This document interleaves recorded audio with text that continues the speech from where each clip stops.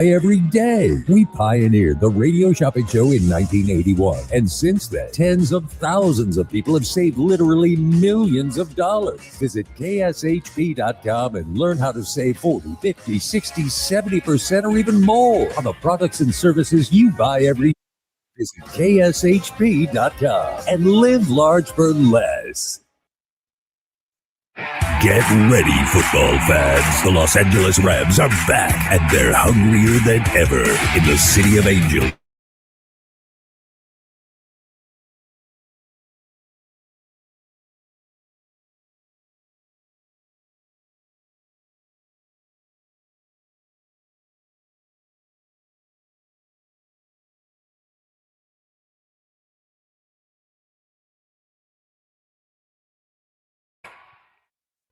The views and opinions expressed in the following program are those of the program's participants and do not necessarily reflect those of station staff, management, and advertisers.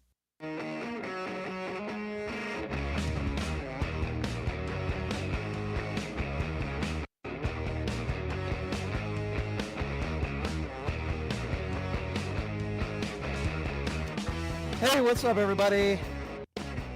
A very happy Thursday. Thank you so much for being here, PTL Nation.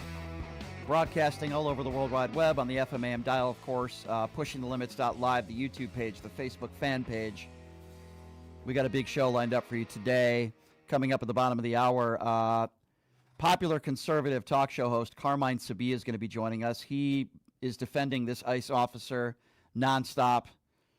So we're going to have a good duke-it-out debate, I'm sure, on that.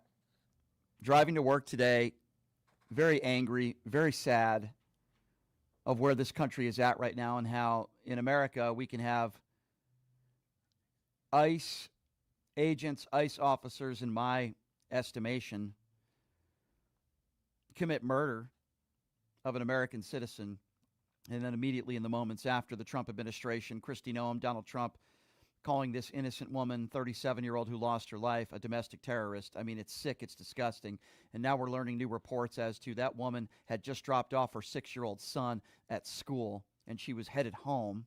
No evidence that she was there, blocking the road, not allowing ICE agents to go by. In fact, in the last seconds of her life, she was actually waving them to go by.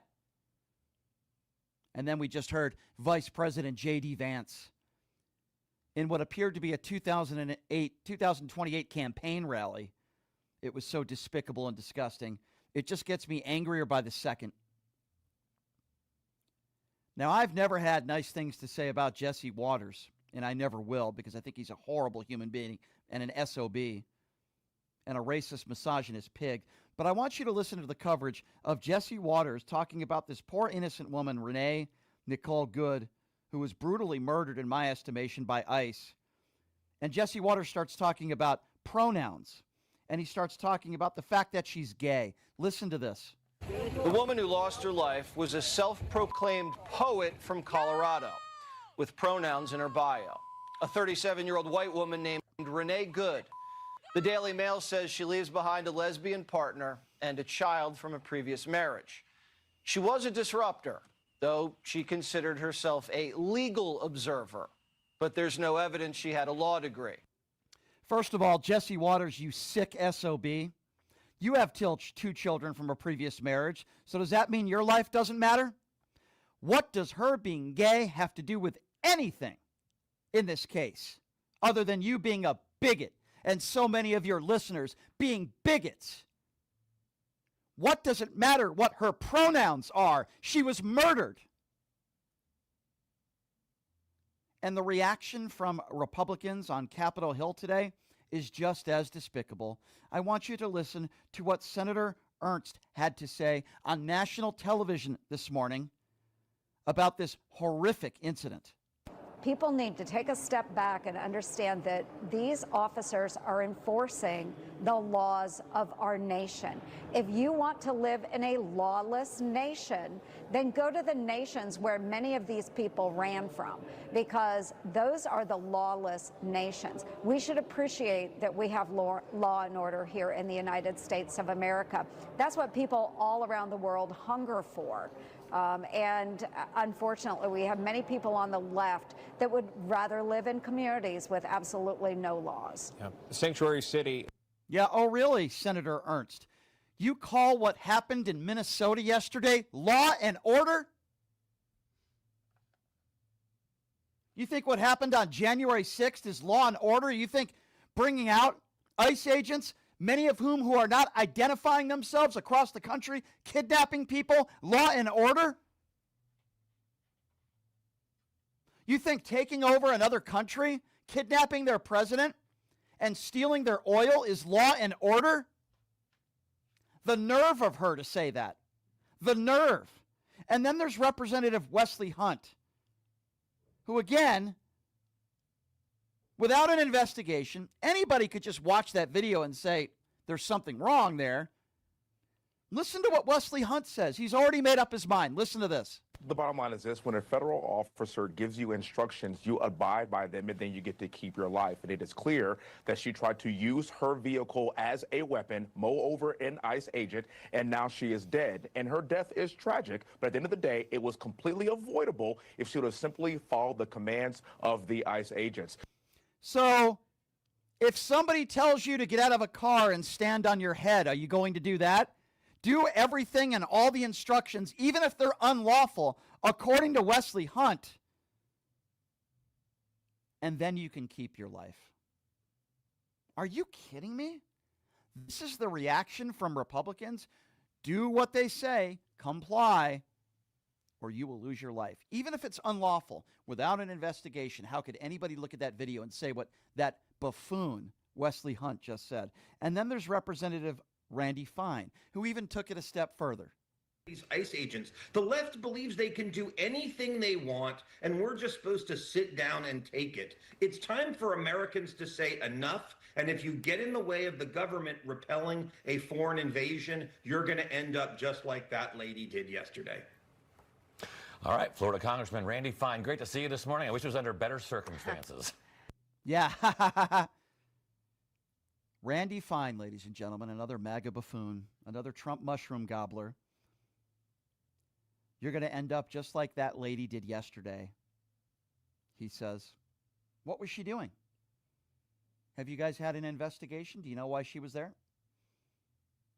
Because according to family members and friends, she had just dropped off her son and she was headed home. What was she doing? There's no evidence to even prove the fact that she was blocking traffic. The last seconds of her life, you can see her arm outside of her car waving ICE agents through. That's not blocking traffic. So what was she doing?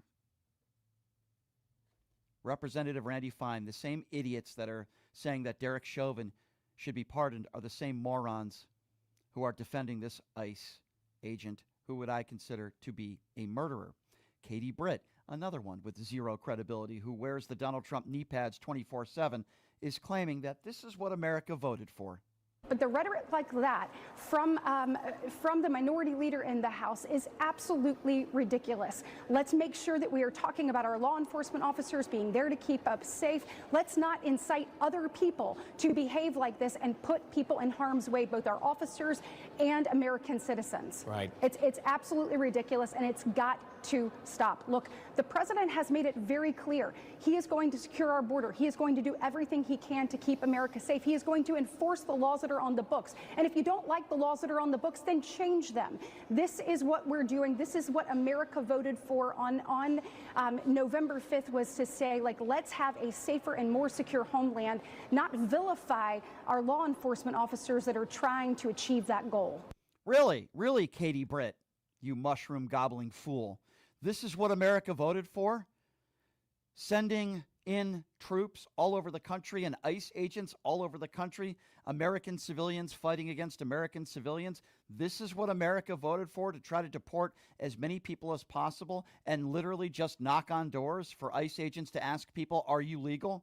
This is what America voted for when somebody does absolutely nothing wrong and you racially profile them. It could be because of what they look like, or it could be because of their accent, for ICE agents demanding for ID. Really, this is what America voted for, huh? Well, that makes me very sad. By the way, America didn't vote for this. Under half of the people who went into the booth, the voter booth, did not vote for Donald Trump. So when you keep saying America voted for this, less than half the people that voted for Donald Trump. And its approval ratings are in the low 30%. So don't tell me that this is what America voted for an ICE agent on the side of a vehicle after being grazed, shooting inside the window and murdering an innocent 37-year-old woman. Katie Britt, you are despicable scum is what you are. You are right-wing scum, and I have had it with these people. I have had it with being nice. You are all right-wing scum, including Senator James Lankford. At times, I've agreed with Senator Lankford. But guess what? Lankford lied on national television last night because it's very important to note that there was a physician. There is video out moments after this woman was brutally shot and murdered. And I don't know whether her life could have been saved. Moments after it, there was a physician that told ICE agents that he wanted to render aid, and they denied a doctor who provided ID to providing aid. And you can see people celebrating after the shoot as well.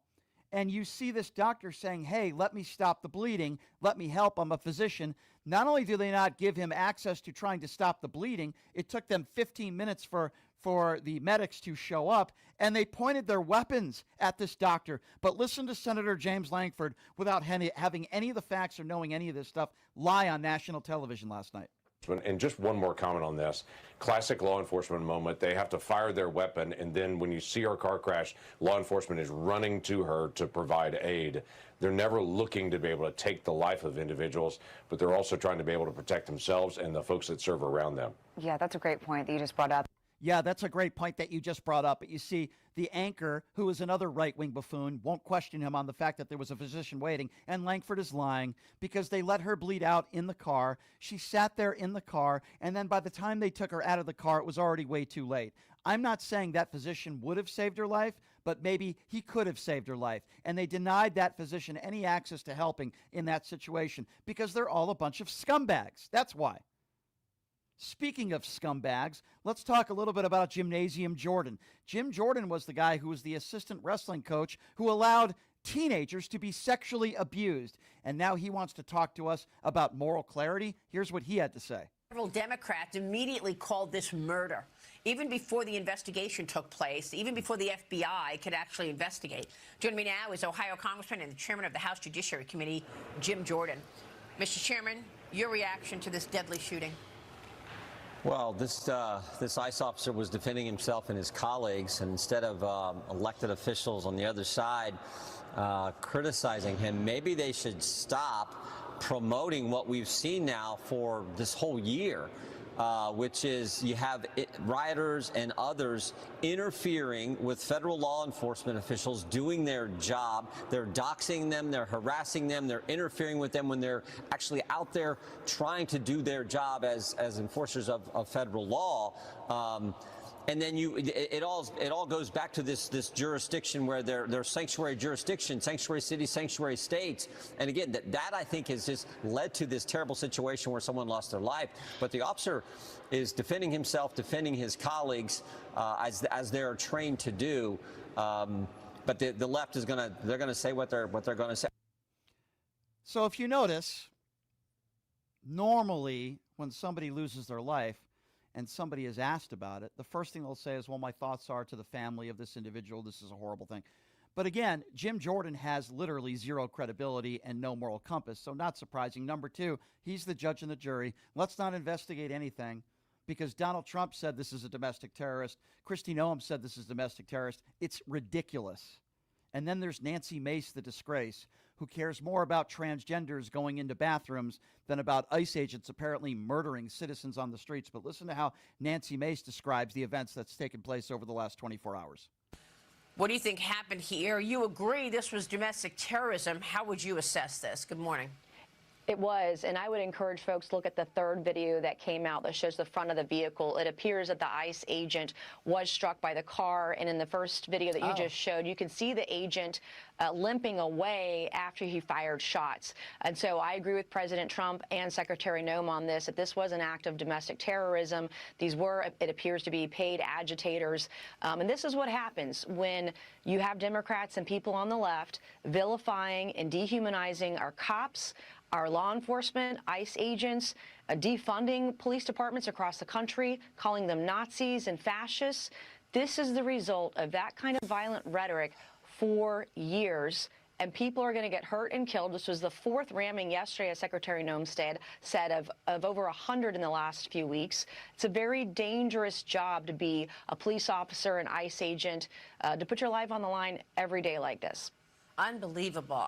Unbelievable. Well, let me first say that if we want to talk about, there's a lot of lies in there, I'll get to that, but if you want to talk about demonizing law enforcement, just Google Nancy Mace's name, because she was so upset about security and the way things were or were not handled just going through an airport security. So if you want to talk about people who demonize law enforcement, look to Nancy Mace. That's number one. Number two, in that third video where the officer is grazed, he was not limping away. We've seen videos of him walking straight away, looking just fine, not in pain, walking at a normal pace back to his gold little vehicle and then driving away. He was not limping. He was not injured. He had no injuries, and he was just fine. So Nancy Mace, the disgrace, is lying. Number three, she labels this individual as a domestic terrorist. To my knowledge, this woman has never been arrested before, and obviously I disagree with what they're saying about she was trying to harm an officer. You can see her wheels turning. But I would ask Nancy Mace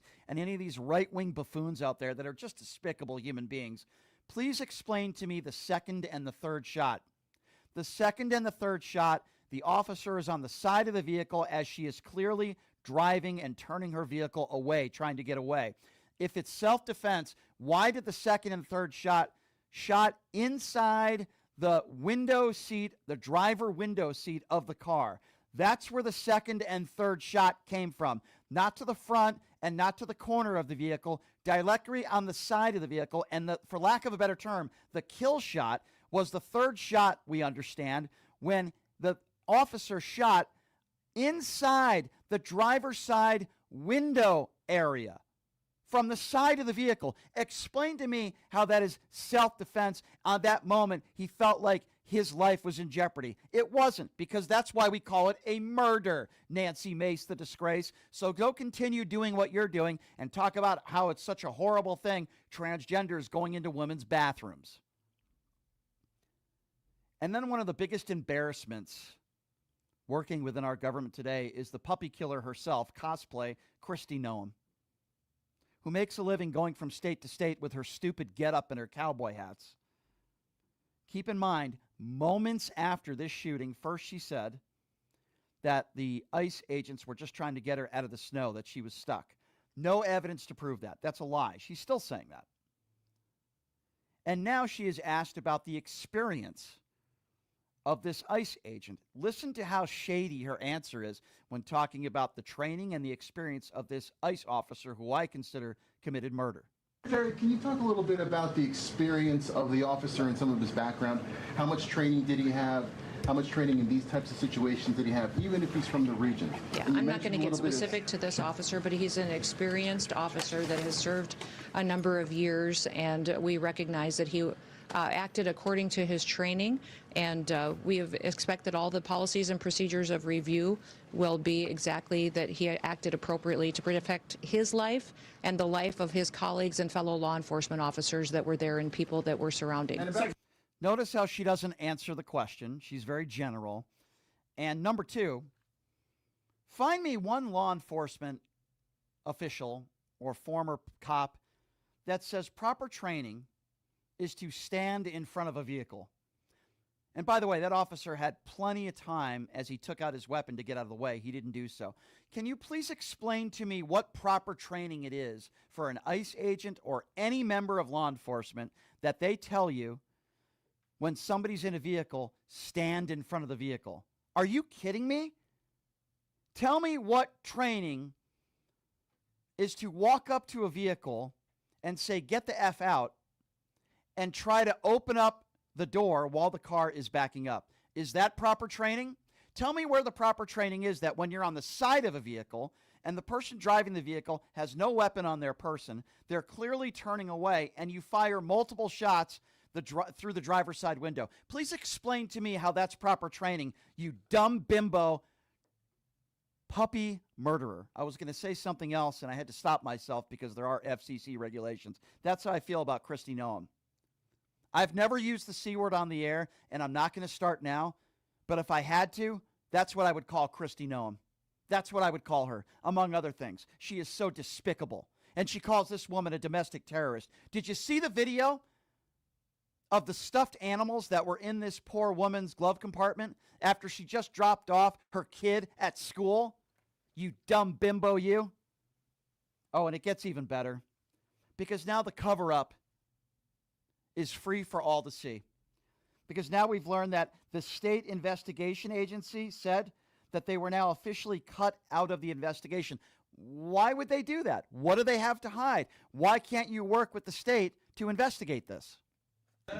Yes. 2 minutes ago, the head of Minnesota State Investigations Agency said that they had been cut out of the investigation into the fatal shooting in Minneapolis. Can you explain that reversal? I'd like to know where they've been and why they're not out on the streets investigating all of these people that are harassing and inciting violence on law enforcement officers right now. They're allowing this situation to be volatile. They're not doing their work. They haven't for years, and maybe they should get to work a little bit on the unprecedented fraud that we've seen in Minnesota and in Minneapolis by people that stole from American citizens and diverted funds away from vulnerable people and programs and services that they needed and put it into their own pockets. Minnesota is a train wreck.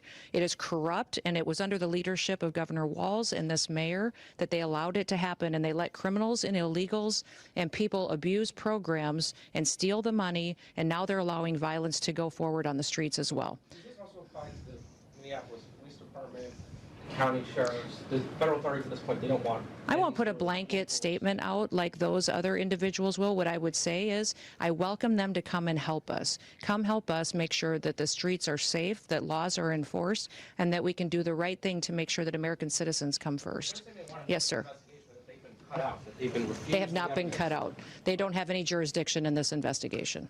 That's not true. In fact, they absolutely do. It's the fact that you guys don't want them to help investigate and work together. Notice how she didn't answer any of the questions directly besides lying. She started to talk about fraud. She might as well talked about Somalians.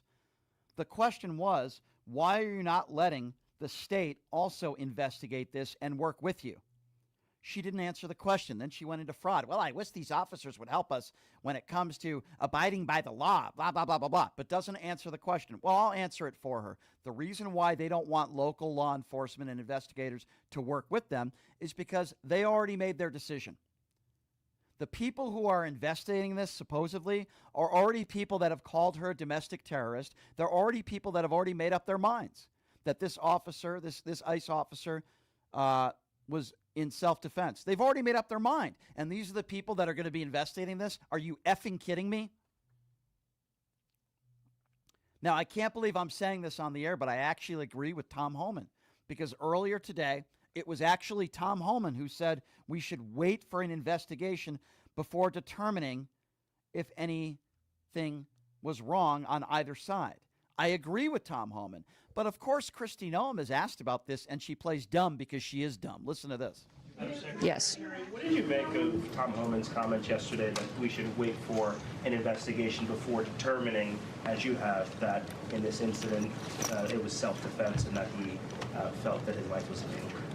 You know, I didn't see those comments, but from what I understand, he also put out a statement later as well. So I'll let Tom speak to that, but all of us are on the same page in the fact that this law enforcement officer followed his training and that he defended and acted in defense of his life and those around him.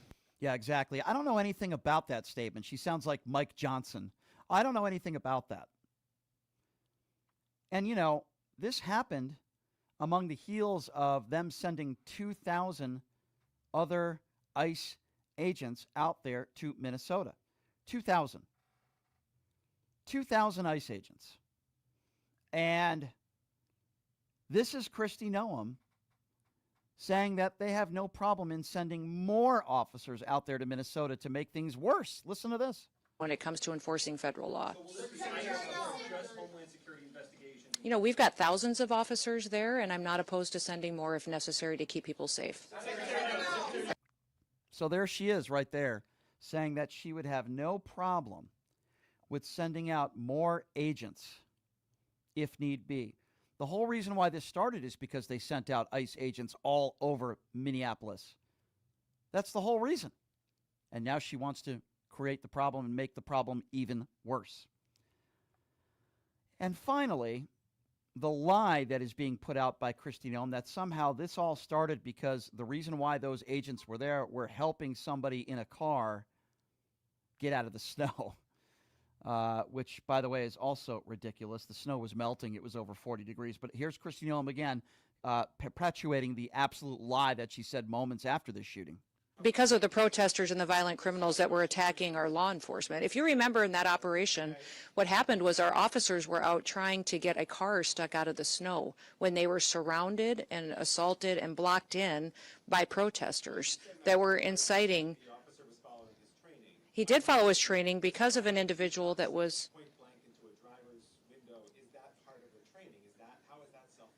This is an experienced officer who followed his training, and we will continue to let the investigation unfold into the individual and continue to follow the procedures and policies that happen in these use of force cases. But let's remember the events that surrounded what happened yesterday on that tragic situation was that these individuals had followed our officers all day, had harassed them, had blocked them in. They were impeding our law enforcement operations, which is against the law. And when they demanded and commanded her to get out of her vehicle several times, she did not. So we'll continue to allow this process to unfold and recognize that these law enforcement officers every single day put their lives on the line. They go out and do their jobs. They go out and this was an act of domestic terrorism, which is perpetuating. These policies and procedures that follow a use of force situation like this are continuing to be put in place. So this is standard operating procedure after every use of force situation is that we follow these procedures and protocols. This situation is no different. Oh, no, it's very different. It's very different. And I will certainly get into that and explain why I feel that way. Now, we have somebody that is going to be joining us coming up here in just a few minutes. We're going to take a break. Joining us next, a guy by the name of Carmine Sabia. He's a conservative host, and he disagrees with me, and he thinks this ICE agent was completely working within the confines of the law. Obviously, I disagree with him, and I have a feeling this is going to be a very heated debate when we come back. You're not going to want to miss it. Take a quick break. Be back after this with Carmine. You're listening to Pushing the Limits right here on KSHP. Hey, everybody. Are you struggling to find a pizza place that reminds you of Brooklyn? That true blue New York style pie? Well, worry no more. Stallone's Italian Eatery Pizza is a knockout. We're located at 467 East Silverado Ranch Boulevard, just off of Premier Road, half a mile east of South Point Casino, just minutes from the Las Vegas Strip. Come by and grab a slice of pie. Plus, check out our Brooklyn-inspired Italian cuisine. Our sandwiches are super. Hero, that is. Because why be a sub when you can be a hero? Stallone's Italian Eatery is here to serve you phenomenal food, Vegas. Forget about it.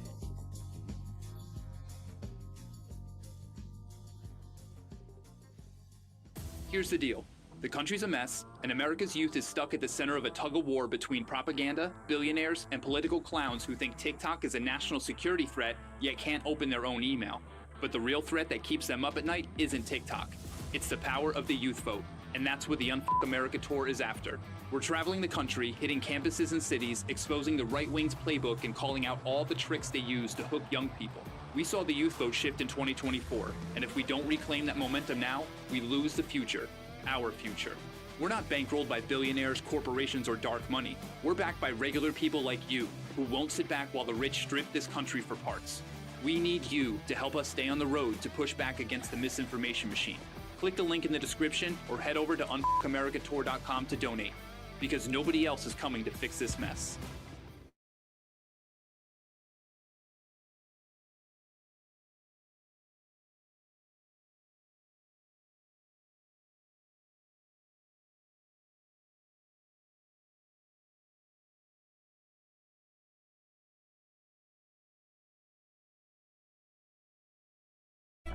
Join us in supporting Jake Helps Hockey Foundation and the Las Vegas Ice Warriors, where every kid gets a shot at the starting line. Just a reminder, our website is www.hockeyforkids.org.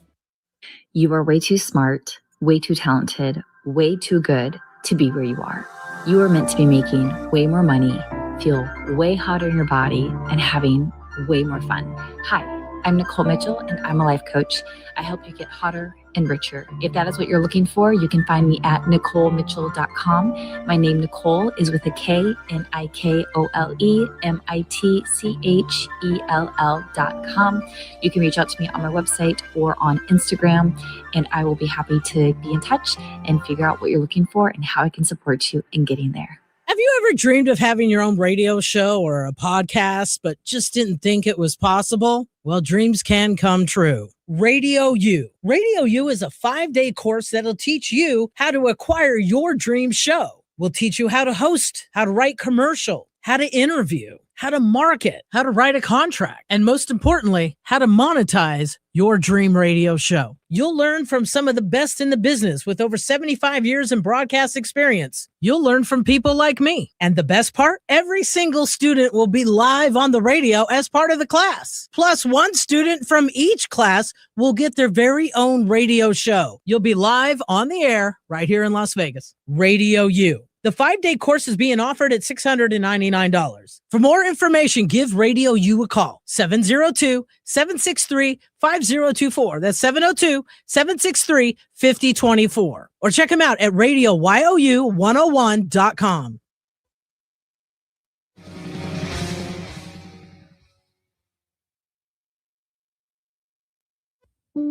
Welcome to the ultimate immersive art experience, chosen by over 6 million people worldwide.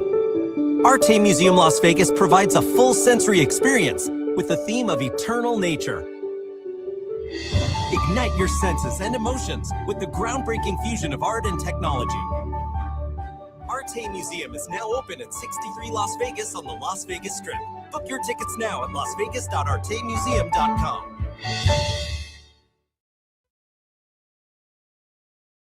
Clear Sky Resorts invites you to experience the future of luxury glamping at their newest resort, opening August 1st, 2024 near Bryce Canyon. Guests at the first and only glass-domed stargazing resort in the U.S. will be immersed in the stunning scenery of the resort's private 80-acre canyon, both indoors and out. And nights in your Sky Dome will be like sleeping in an aquarium of stars. Located in Cannonville, Utah, on Scenic Byway 12, voted one of the most scenic roads in America, the resort will feature lots of fun on-resort activities, as well as one of the world's largest glass-domed restaurants. To book your reservation, please call 1-888-704-4445 or visit clearskyresorts.com. The Radio Shopping Show, a unique and fun way to enjoy incredible savings on the products and services you buy every day. We pioneered the Radio Shopping Show in 1981, and since then, tens of thousands of people have saved literally millions of dollars. Visit kshp.com and learn how to save 40, 50, 60, 70%, or even more on the products and services you buy every day. Visit kshp.com and live large for less. Arte Museum Las Vegas showcases works inspired by nature. Incorporates both the natural landscapes and the cultural backdrop of the city that amounts to a completely immersive experience. Visitors can also enjoy the Arte Tea Bar for a unique tea house experience. Arte Museum Las Vegas, 3716 Las Vegas Boulevard, South Bend Harbor. Visit lasvegas.artemuseum.com.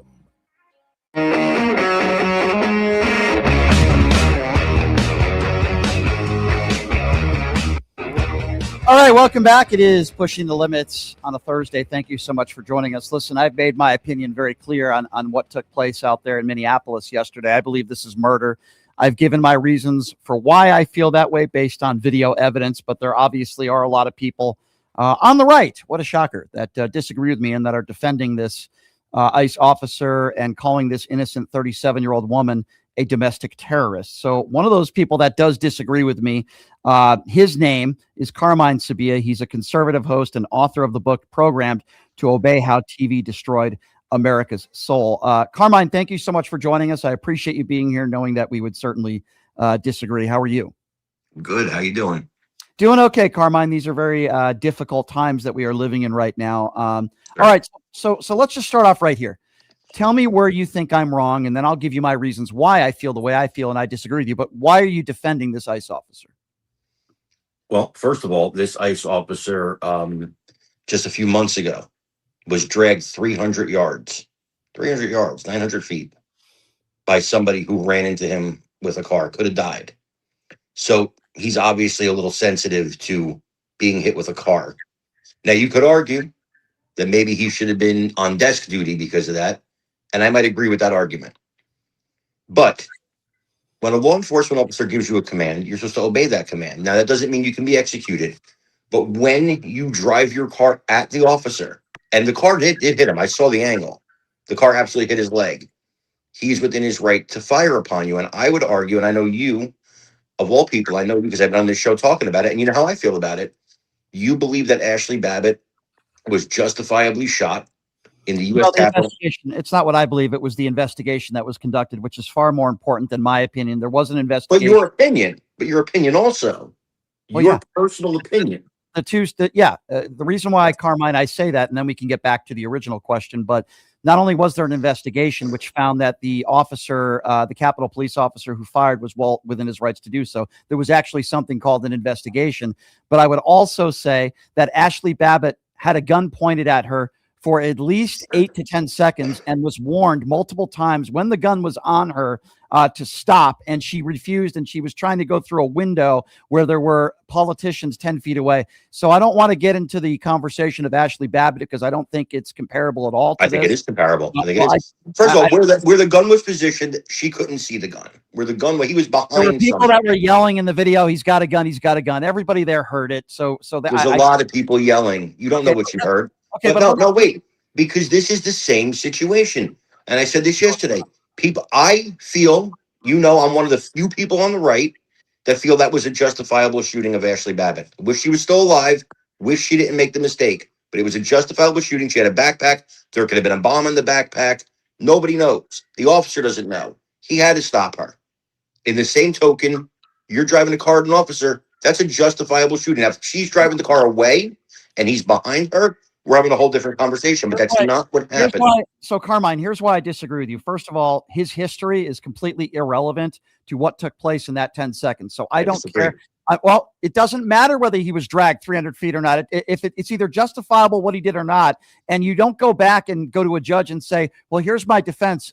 If he might have done something wrong, he was dragged by a car 300 feet. A jury would absolutely consider that. They would 100% consider that. And you know what? Then let him let that case be told in front of a jury. Number two, Kristi Noem, moments after this, called the woman in the car who is now dead a domestic terrorist without any investigation or knowing anything about the woman. Number three, after the first shot, you clearly see the officer going through her driver's side window, okay, not the front of the car, from the side of the vehicle. This is not an opinion. This is a fact. The second and third shots went through, and this was one of the kill shots, went through the driver's side window when he is shooting at her, clearly on the side of the car after the car was already turned to the right. So I don't know how you can justify that as self-defense. Please explain to me how he felt like his life was in jeopardy when the second and third shots that were fired were directly at the side of the vehicle through her driver's side window. Okay, so a lot to unpack there. Ilhan Omar, Alexandria Ocasio-Cortez, Jacob Fry, Tim Walz all said it was murder within minutes of that video being posted. So don't tell me about the White House and Kristi Noem's rhetoric. Okay, because they had their own rhetoric. So first of all, Kristi Noem is one of the people that are going to be in charge of this investigation. So would Tim Walz. So would those people. No, they've taken him out. Nope, they've taken them out. Yes. And Keith Ellison is a fair arbitrator of truth. Okay, yeah, but the fraudster. But the person who called her a domestic terrorist moments after, and then the president of the United States doing the same. Don't give me that nonsense. They have taken them out of this investigation because they have something to hide. Now, please answer. Keith Ellison is going to investigate it. Or was that a joke?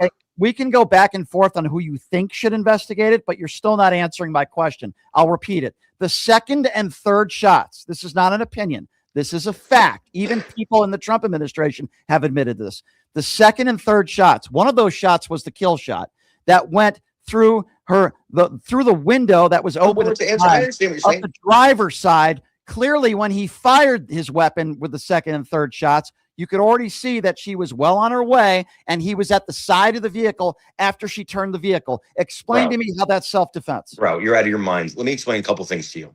I'm very happy to answer your question, but you have a double standard. You care what the president says, but not what the mayor and the governor say. So, because the president's not involved in the investigation either. So you have a double standard right off the bat.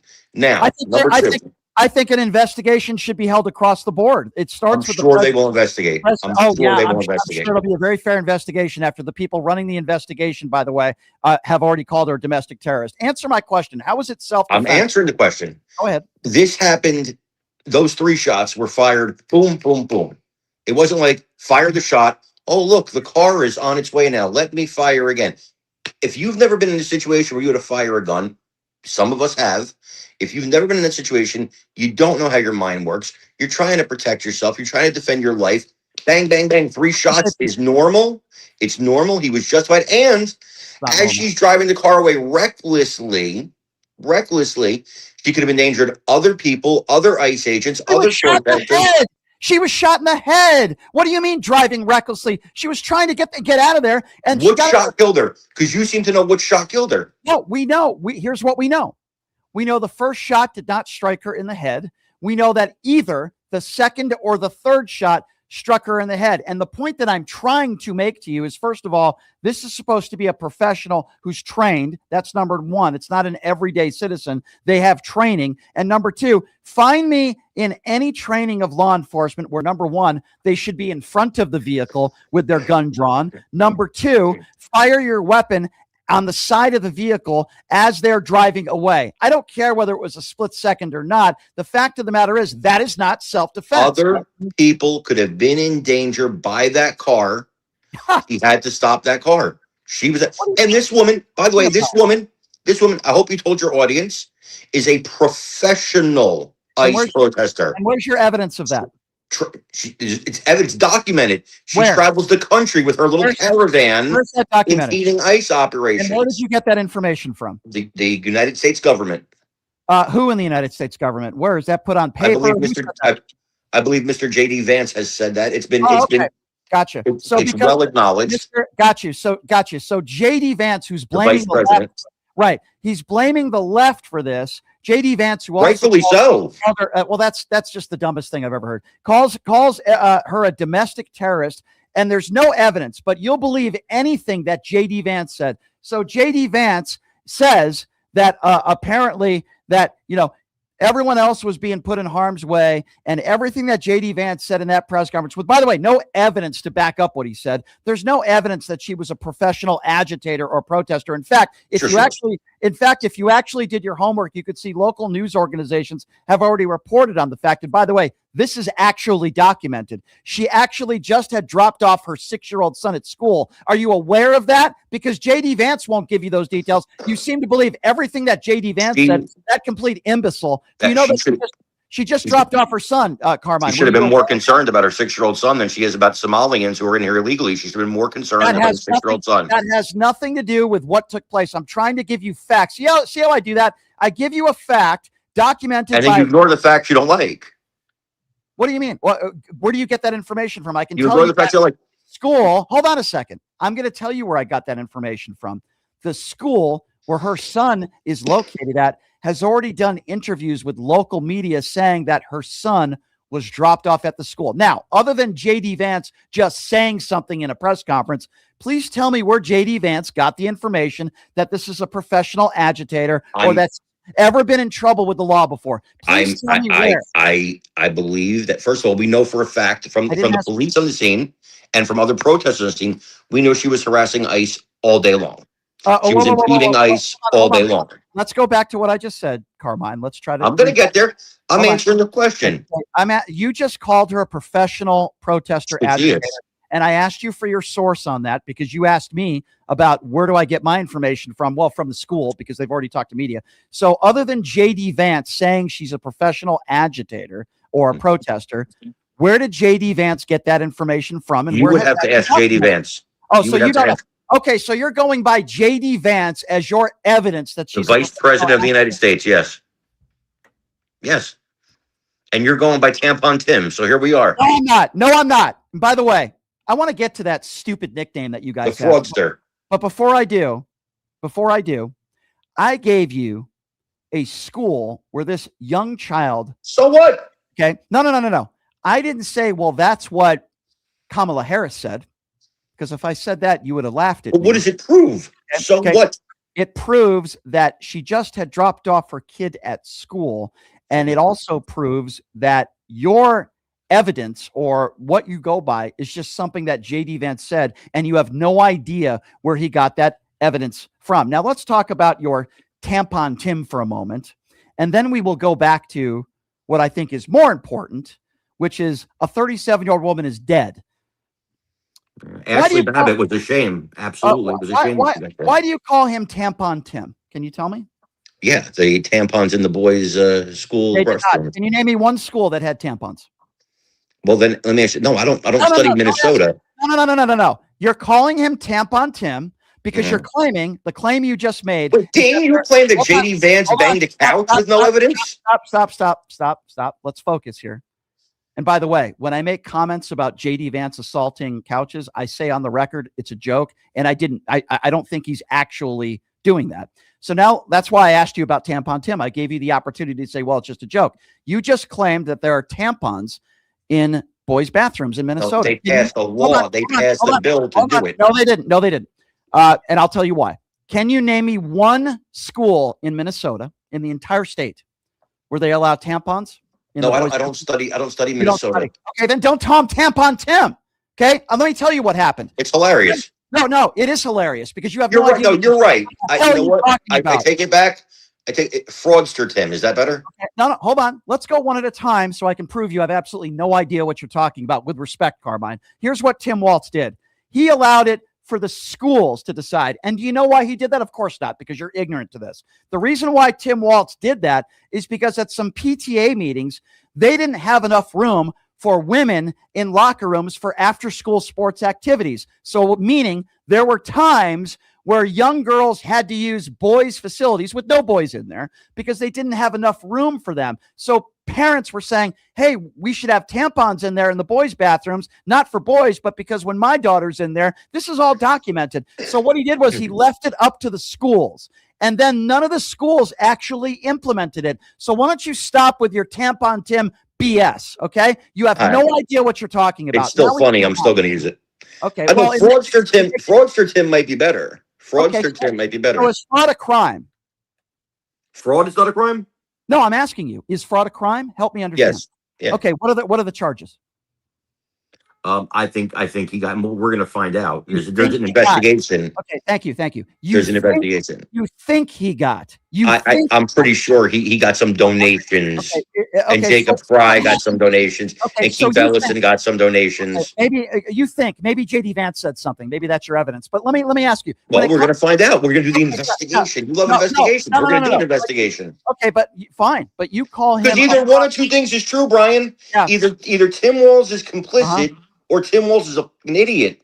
One of those two things is true. I think the idiot is the person that's calling him Tampon Tim, and then you have no basis for that. But let's go back to fraud for a moment. Who ran Trump University? I don't know. I don't know. Hold on a second. Carmine Sabia, who covers politics, doesn't know who's responsible for Trump University. I'll give you a hint. His name's in the university. I know who's responsible, dude. But Thank you. So was that fraud when they had to pay out over $25 million established in a court of law? I think they shouldn't have had to pay it. People knew what they were getting when they signed up. No, that wasn't the question what Carmine thinks. The question was, what happened in a court of law? Were they found to have committed fraud where they had to pay out? Listen, you could find Trump guilty in New York over the Hindenburg disaster. Gotcha. I don't care what a New York jury says. You don't care. So if it's Donald Trump that commits fraud, which is proven in a court of law, You don't want to talk about it, and you don't think it's fair. But you have no problem calling Tim Walz a fraudster where no charges have been brought down. And all you say is, oh, they will. Right. That's all you say. So they will. So after an investigation with your orange turd hero where he has to pay back $25 million, that's not fraud. But Tim Walz is a fraudster because Carmine believes that there was fraud. Do you realize how ridiculous you sound? Right. I don't know who stole your Lucky Charms today, but you got to relax, take it easy, take. No, I think this is the problem where the country is at, Carmine. You call Tim Walz Tampon Tim. You have no basis for saying that, and you have no idea. You called an ICE agent a murderer. You have no evidence. There was no investigation. Actually, an answer that you still haven't given me was some evidence that I've provided to you. And by the way, I'm for an open investigation. You called a murderer. How could you be open-minded? You called a murderer. Here's why I'm open-minded. Here's why, Tim. I think if this guy is charged, which I believe he should be, he has the right to a defense. He has a right to an attorney. And whatever a jury decides, I'm going to live with. The difference between me and you is a jury can make a decision and you'll make excuses saying it was a liberal judge, it was a liberal jury. Now let's go back to the evidence, which is why I believe that he's a murderer, even though he has the right to due process. And you guys don't want to give due process to a bunch of brown people in this country. But let's talk a little bit about that. The second and third shot again. Can you explain to me how you can defend? Because you haven't yet. I have. No, you haven't. All your defense was it all happened in 2 or 3 seconds. Can you please defend me the second and third shot after he was on the side of the vehicle? That's my evidence. I did. First of all, the fact that it happened fast is a defense, but that's not my only defense. That car running away the way it did put other people, other ICE agents and other protesters in danger. It had to be stopped. He did his job. He stopped that vehicle. What a better question is what the hell business was it of hers to block us? She could protest all day long. Let me ask you a question. Is blocking ICE agents and impeding an investigation a criminal offense? Let's talk about it. Is it a criminal offense? I'm going to answer your question. So first of all, are you aware of her hand signals the last seconds of her life? Do you realize what she was telling other people to go around, not the agents. Wrong. She was. No, you're wrong. Nope. Actually, if you actually look and why should they go around her? Why should they go around her? You said blocked. Okay. Let me explain to you. Blocking means there would be no way that they'd be able to go around her. The vehicle that actually stopped, she looked at and she was waving them to go past her. So that is not so you can just park your car in the middle of a Vegas street like that, right? And no cops are going to tell you to move, right? First of all, there is no evidence yet to suggest that she was even breaking the law and doing anything wrong. You're making claims that she was blocking the street. Where was the car, Brian? When in the last, I'm trying to answer your question. In the last moments of her life, there were cars that were clearly going by her that she was waving. So you claiming the claim, which is false, that she was blocking. You're wrong. It's not false. You're wrong. You're lying. Cars weren't She's in the middle of the street, Brian. That's not a legal way to park your car. Okay. So how long have you been driving? Let's just say, for argument's sake, let's just say you're right. That is a misdemeanor. In a worst case scenario, they would cite her a ticket. Can you please give me the grounds for why that ICE officer grabbed her door? Is that proper training? I'm not trained ICE agent, so I can't tell you what proper training for an ICE agent is. I don't know. Okay, well, I do because I've talked to actual people who used to work for ICE in the last 24 hours, and I've also talked to law enforcement. It is never their right for a misdemeanor, which at worst is what she was doing, to go into a moving car, let alone when she was backing up, approached the vehicle and said, "Get the F out," which, by the way, it's her constitutional right not to do that for a misdemeanor. And I would imagine she was very scared to grab the door. And the car that stopped and the agent that came out there and said, "Get the F out," and grabbed her door, which is, by the way, not proper training. By the way, that was the car that she was also trying to wave to go through. And then she backs up. And if you look at after the first shot, you can clearly see that her tires are turned. She's trying to get out of there. And the second and third shot were through the driver side window, which she could have endangered other people. How many times I got to say that? Okay. Again, that is not a defense for using deadly force. It absolutely is a defense. Not only that, absolutely a defense. Throwing 3 bullets into that car, does that put everybody's life at risk or no? Not Let me ask you this question, Brian. Let's put this even better. Let's say this is a better question. Okay. But for her wanting to impede ICE operations, would she be alive today? You don't know. Would she be alive today? I do know that. Would she be alive today? How do you know that she was trying to impede ICE? Oh, will you stop? Will you stop, bro? Please. I'm not going to debate basic facts with you, Brian. She You're was not- there to impede ICE operations with a group of protesters who were there for the same damn reason. Now, Okay, so- had she stayed home, had she Yep. minded her business and been with her children and took care of her kids, she'd be What? alive today. Okay, so first of all, as I just told you, she had All dropped. you liberals think you're First of all- Batman. You first can of go all- out and be vigilantes now. So first of all, that's a ridiculous statement you just made, Carmine. Never have I ever defended anybody to be a vigilante. It's you idiots that are defending Kyle Rittenhouse. It's you guys that are defending the Capitol 6 rioters and insurrectionists who Donald Trump called hostages and patriots. So spare me your nonsense. I have never condoned violence, and I have never, ever condoned anybody as a whole grouping an entire group of law enforcement because I am pro-police. Have Now, I ever defended the January 6th protesters? Ever? I've on this show Are they- talked about January 6th with you a million times. are Have they I ever hostages defended and them? patriots? Are they hostages and patriots? Do you agree with that? No, I don't agree with that. Why would Donald Trump, the leader of the free world and the leader of your party? You'd have to ask him, but I have been on record not agreeing with Well, that. I'll tell you why. Because if you are a Trump mushroom gobbler and you support Donald Trump, it doesn't matter what crimes you commit. As long as you support Donald Trump, he will pardon you. Do you know there have been over 20? You care so much about fraud. There has been over 20 pardons, billions of dollars where people don't have to pay back restitution. Fraud. They've been convicted in a court of law. Donald Trump pardoned those people, but I'm You're sure talking about January 6th. You're talking about the January 6th rioters? No, I'm talking about the pardons. You seem to care so much about fraud in Minnesota. Donald Trump has pardoned over 20 people that have committed fraud. A lot of people. Many a lot of of those people. A lot of presidents pardon a lot of bad people. I didn't say that a lot of presidents don't pardon a lot of bad people. You claim that you care about fraud. Have you called out Donald Trump's pardons of people that have stolen billions of dollars in fraud? I'll even bring up George Santos, $360,000. Not only was the sentence commuted, but he doesn't have to pay back restitution. If you care so much about fraud, why aren't you calling this out? I have not examined each of his pardons. I haven't. Yeah, how convenient of you. Why would I examine?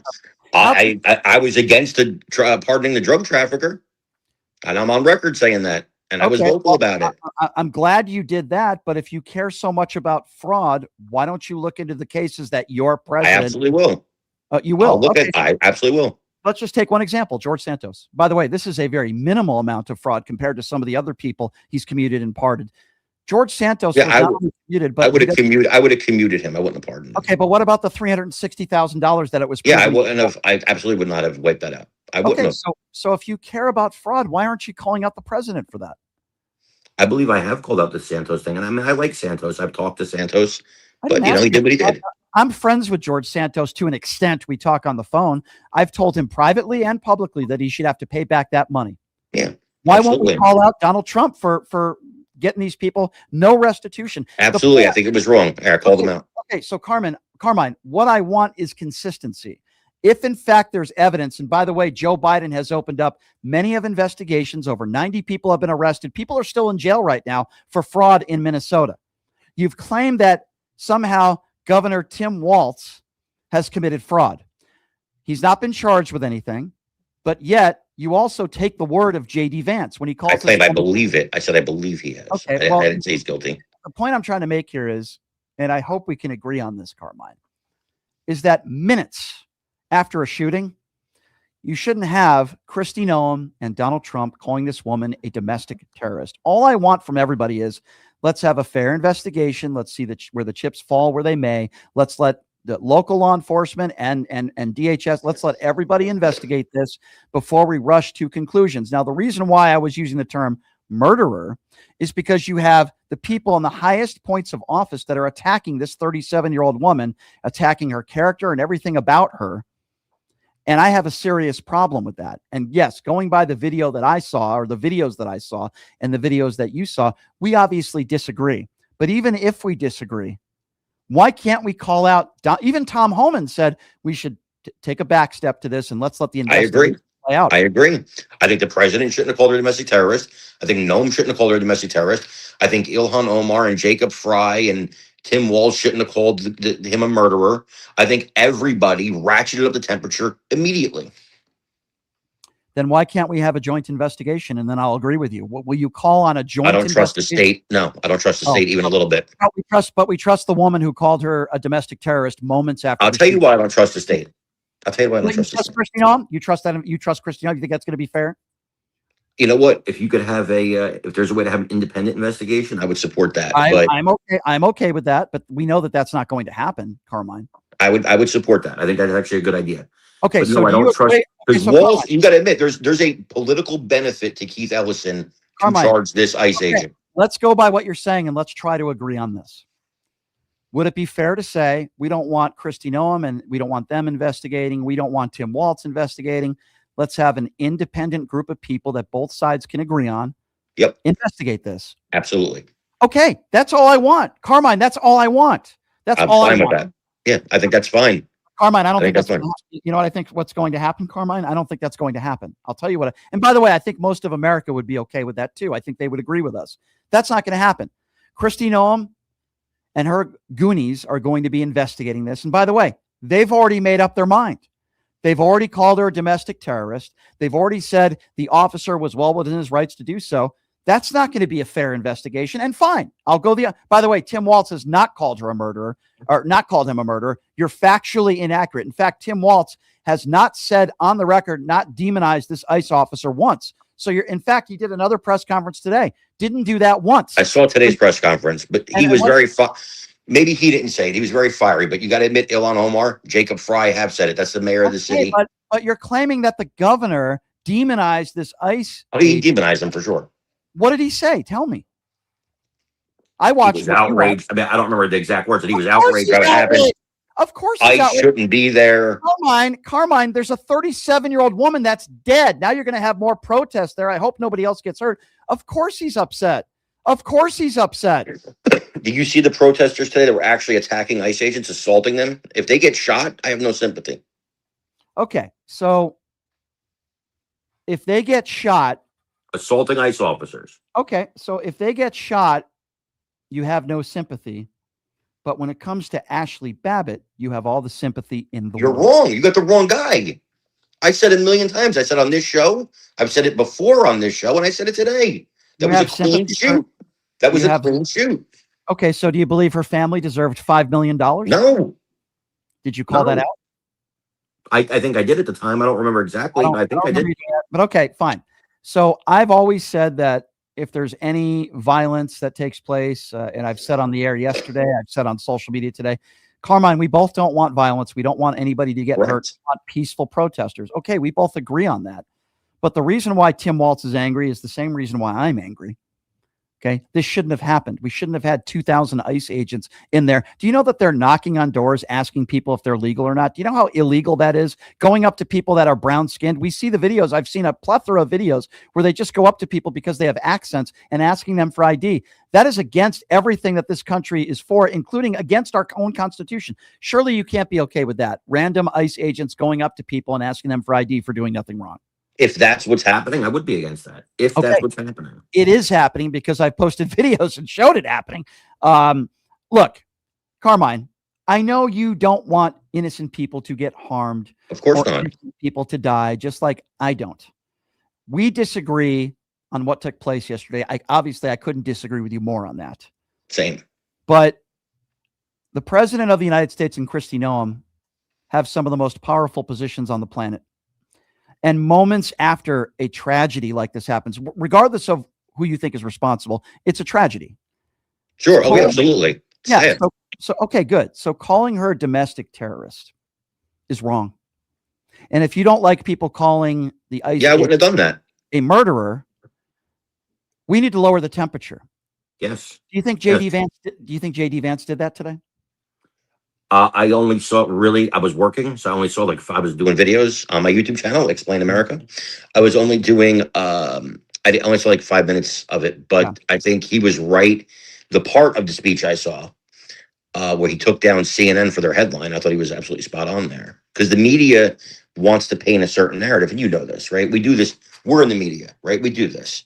You're always going to skew the narrative your way, right? Now, you asked me to call out some things. I want you to call out something. Will you tell your audience that they do not have a legal right to impede a lawful investigation? Well, what was the investigation, though? Do we know what the investigation was? Have they? Well, no, but in general. Okay, but hold on. Yes, in general, I agree. But I want to go back to this. Kristi Noem has said now twice, which is a lie, that the reason why the agents were there at that time were trying to get a vehicle out of the snow. That has been debunked. She lied about it again today. So I ask you in regards to this situation, because I answered your question in regards to this situation, do we know why ICE agents were there? Have they spoken up about that? I don't believe we do know that. No, No, they haven't. Don't you think that's kind of important? I don't know if it's germane to the shooting, but yeah, we should know. Yeah, they haven't admitted that. All that Kristi Noem has said yesterday and today, by the way, and it was a lie. There's no video evidence or any evidence to prove this, is that they were there trying to help somebody's car get out of the snow when the snow was melting and it was over 40 degrees. So again, that's another lie. Of course, you can't impede an investigation, but it's not impeding an investigation by not showing somebody ID. You have to have reasonable and articulable suspicion that somebody. No, I'm talking about the protesters. I'm talking about the protesters that stand in the way of ICE, not who are just protesting, but physically getting involved. So is that a felony or a misdemeanor? That's a misdemeanor, but it's not legal. So I'm not saying it is legal, but you are talking about a misdemeanor, and a woman at worst case scenario was committing a misdemeanor. By the way, that has not been established based on the video and the evidence that we've provided. Yes, of course, I don't want people impeding on investigations, but it is also your constitutional right to not get out of a vehicle. Even if an ICE agent tells you to get out, you don't legally have to get out unless they have reasonable and articulable suspicion that you are committing a felony. Okay. At worst case scenario, she was committing a misdemeanor. I would imagine she was very, very scared. I wish she got out of the car because maybe she would still be alive today, but that doesn't mean deadly use of force should have been used, Carmine. And if she just stayed in the car and didn't drive it at the ICE officer, she'd still be here. Well, here's another key point to the video that I didn't mention, Carmine. So as she's backing up and you see her back headlights on, the officer who's in front of her vehicle, who doesn't even make an attempt to get out of the way, takes out his gun. Is that proper procedure? Training for officers? I was not a trained officer, but the way I saw it, he started taking his gun out as that car started moving forward. No, that's not true. I actually put up videos and pictures, and you can see her back headlights on, Carmine. I'm not making this up. You could look it up on my page if you don't believe me. As her car is backing up and her back, she's still in reverse, that officer takes out his gun. And by the way, doesn't even try to get out of the way. So let me just explain. The proper training, from what I understand, for law enforcement is you're never supposed to be in front of a vehicle. And if you're taking out your gun. That is correct. Okay. Yeah. Okay. Well, he was in front of the vehicle, Carmine. That's the whole point. He shouldn't have been there. He's standing in front of the vehicle. You're not supposed to be in back of the vehicle. You're not supposed to be in front of the vehicle. Every single member of law enforcement that is not partisan has said that is not proper training. But if that's the case, and it is the case, then you would also agree that it's not proper for these protesters who block streets to stand in front of cars, right? And then when people run them down, you want those people prosecuted, right? So here's the difference, Carmine. Yes, I would agree with you. It's not proper. There's a difference between not being proper and somebody killing somebody. I wouldn't say this ICE officer's actions were not proper. I would say he didn't use proper protocols and training, and because of that, a 37-year-old woman is dead. I would rather somebody be a little bit improper than somebody dead. Do you see the difference? Me too. Okay. Me too. I wish she had complied. You know, I hear that all the time. In a perfect world, geez, I wish people comply, but that doesn't mean if they don't comply, they deserve to be killed. I agree, but again, whether he belonged in front of the car or not is irrelevant to the fact that she was driving. She saw him and went forward. No, we don't know if she saw him. In fact, how could she miss him? Because you had an officer right to her left that was screaming at her. We don't know if she saw her. And unfortunately, she's dead now, so we can't ask her. You're making an assumption that is not correct. You've already admitted, which I appreciate, that an officer should not be in front of a vehicle in that situation. So we already know that he already didn't go by proper training and protocol. And then he shoots 2 bullets, 3 total, 2 bullets on the side of her vehicle through the driver window. Carmine, this needs to be investigated. I think it does. I think there should be an independent investigation. I'm glad to know that the state won't be investigating it because I don't trust them. But you trust Kristi Noem. No, I understand why you don't trust Kristi Noem. I get the concern after what she said. There should be an independent investigation with no part that everybody can agree on the investigators. I agree. I agree 100%. My fear, Carmine, is that's not going to happen. Well, we don't know yet. Let's see. It should happen. I would be willing to bet that this officer is never charged and that Kristi Noem's DHS will not, and they have already made up their mind, but we'll see. Carmine, listen, man, I appreciate you coming on, knowing these are very passionate issues. Obviously we disagree on some things, but Thank you for having me. I appreciate you being here. Tell me a little bit about your book before I let you go. Sure. So Program to Obey, How TV Destroyed America's Soul, is a nonpartisan book. And it just goes about how different TV shows, I go decade by decade, how you can kind of see the moral change and the moral decay of society through TV shows, and how manhood is presented in the 50s, 60s, 70s, 80s, etc., and how it declines and over time. And so I'll send you a copy. I'd like you to read the book. Are you going to sign it for me? I am going to sign it for you. Who are you going to make it out to? To Mr. Shapiro. Okay, very informal. Okay, very fair, very fair. Carmen, I do appreciate you being here. You knew we would get into it a little bit, and I do appreciate you being a good sport and coming on. I really do, Carmine. So I appreciate you having me, sir. Thank you. All right, well, we'll do it again soon, my friend. Have a good one. God bless you, brother. All right, you too. That's Carmine Sabia, everybody. All right, I want to get right into it now. I know there's probably a lot of people that want to call in. It got heated. That was a heated debate. I can't stand it when people call Tim Walz Tampon Tim, because 99% of conservatives don't even know what they're talking about. It's nuts. But the number to call is 702-221-7283. And again, if you'd like to be a part of the conversation, now's the time to do so. 702-221-SAVE, 702-221-7283. Let's go to Al. Al is first up on PTL. Hello, Al. Hey, how you doing, Brian? Hi. I got a quick question for you. You said something about if a police officer asks you to get out of a car, you shouldn't have to get out of a car. Depends on the circumstance. I just looked it up on the internet, and it says that you're supposed to, that there was a Supreme Court ruling that you are allowed to be asked to get out of the car, and you should get out of the car. Hold on. There's a difference between being allowed to ask. Police officers can ask anything they want. So number one. Number two, saying you should and saying you have to are two completely different things. So show me the statute where the Supreme Court said under any circumstance, if an officer tells you to get out of the car. All right, let me read it. Oh, you got it. Okay, I'll try to. All right, Al, okay, I'm not going to wait. Know your rights. Al, I'm not going to wait. I'm going to read it to you real quick. I don't need you to read it to me. I know what the law is. Let me explain it to you. Okay, it depends on the circumstance. If police officers have reasonable and articulable suspicion that you've committed a crime other than speeding, a misdemeanor, if they think you're drunk, for example, they're allowed to ask you to get out of the car because that would be a felony. But if they don't have any reasonable or articulable suspicion and it's just 10 miles over the speed limit, or maybe you're obstructing traffic, for example, you do not have to get out of the car. You do have to show them ID if it's a traffic stop. You do have to show them proof of insurance and ID, but you do not have to get out of the car. Yes, of course, officers have the right to ask. Of course they do. Okay. Well, it says that here, not only it says that you're obligated to get out of the car, the way I understand it. Okay, the way you understand it. I'm trying to explain, Al, I'm trying to explain to you what the law says. Okay, that's okay. So we have a difference of opinion. It's not an opinion. Well, Al, it's not an opinion. Okay. They have Al. Okay, we're interpreting the law. We are interpreting it differently. I interpret it as if I am asked to get out of the car, I'm getting out of the car. Okay, so let me ask you a question. I want everybody in Clark County to know that. Go ahead. So hold on.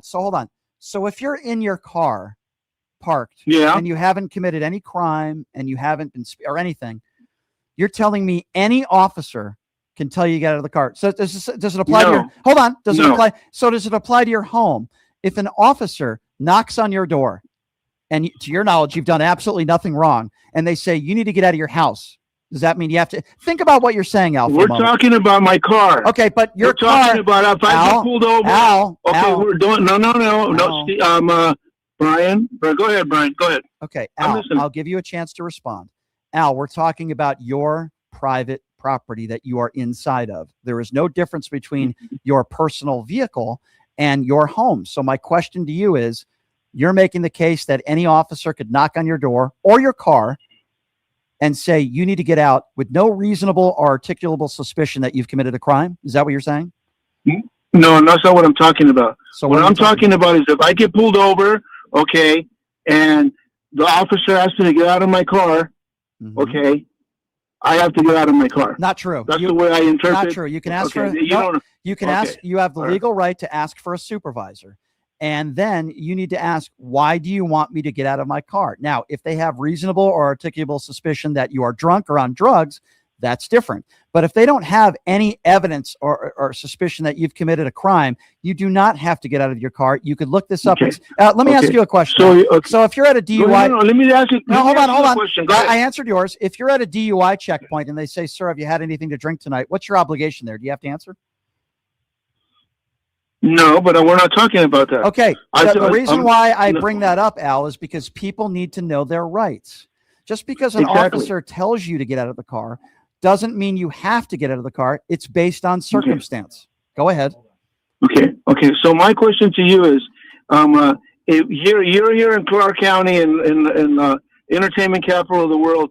If LVMPD pulls you over Metro and they ask you to get out of your car, are you going to comply, or are you not going to? Or are you going to just give them a hard time? I'm going to do you. What are you going to do? Al, I'm going to do you a favor right now. Stay on the line. I want to add my good friend Leonard Cardinal, who was a cop for 30 years, help you understand the law. Okay, Al? Leonard, go right ahead, Leonard. Okay, so the call is right and wrong. So if it's a traffic stop, traffic stops are inherently dangerous. They're the second most dangerous stop compared to a domestic battery call. So a cop, if they're pulling you over for speeding, they can have you get out, and you have to get out of the car for the safety of the officer. And case law backs that up. They don't need an articulable reason. If you're parked in a park and a cop knocks on your window and says, "I need to see your ID," well, no, they still need to have an articulable reason. They have to develop some kind of reasonable suspicion why they're asking you. But in the state of Nevada, if the cop tells you to exit, you have to. And it wasn't always like that. So a lot of people think it's still that way. But if they ask you to exit, you have to exit for their safety and for yours. Does that kind of clear it up? So right and wrong. That's exactly what I was trying to tell Brian. So right and wrong. So okay. That's why I called. So right and wrong. Obviously, in certain circumstances, like if your car is parked somewhere, which I also brought in that equation to it, you do not have to get out of the car.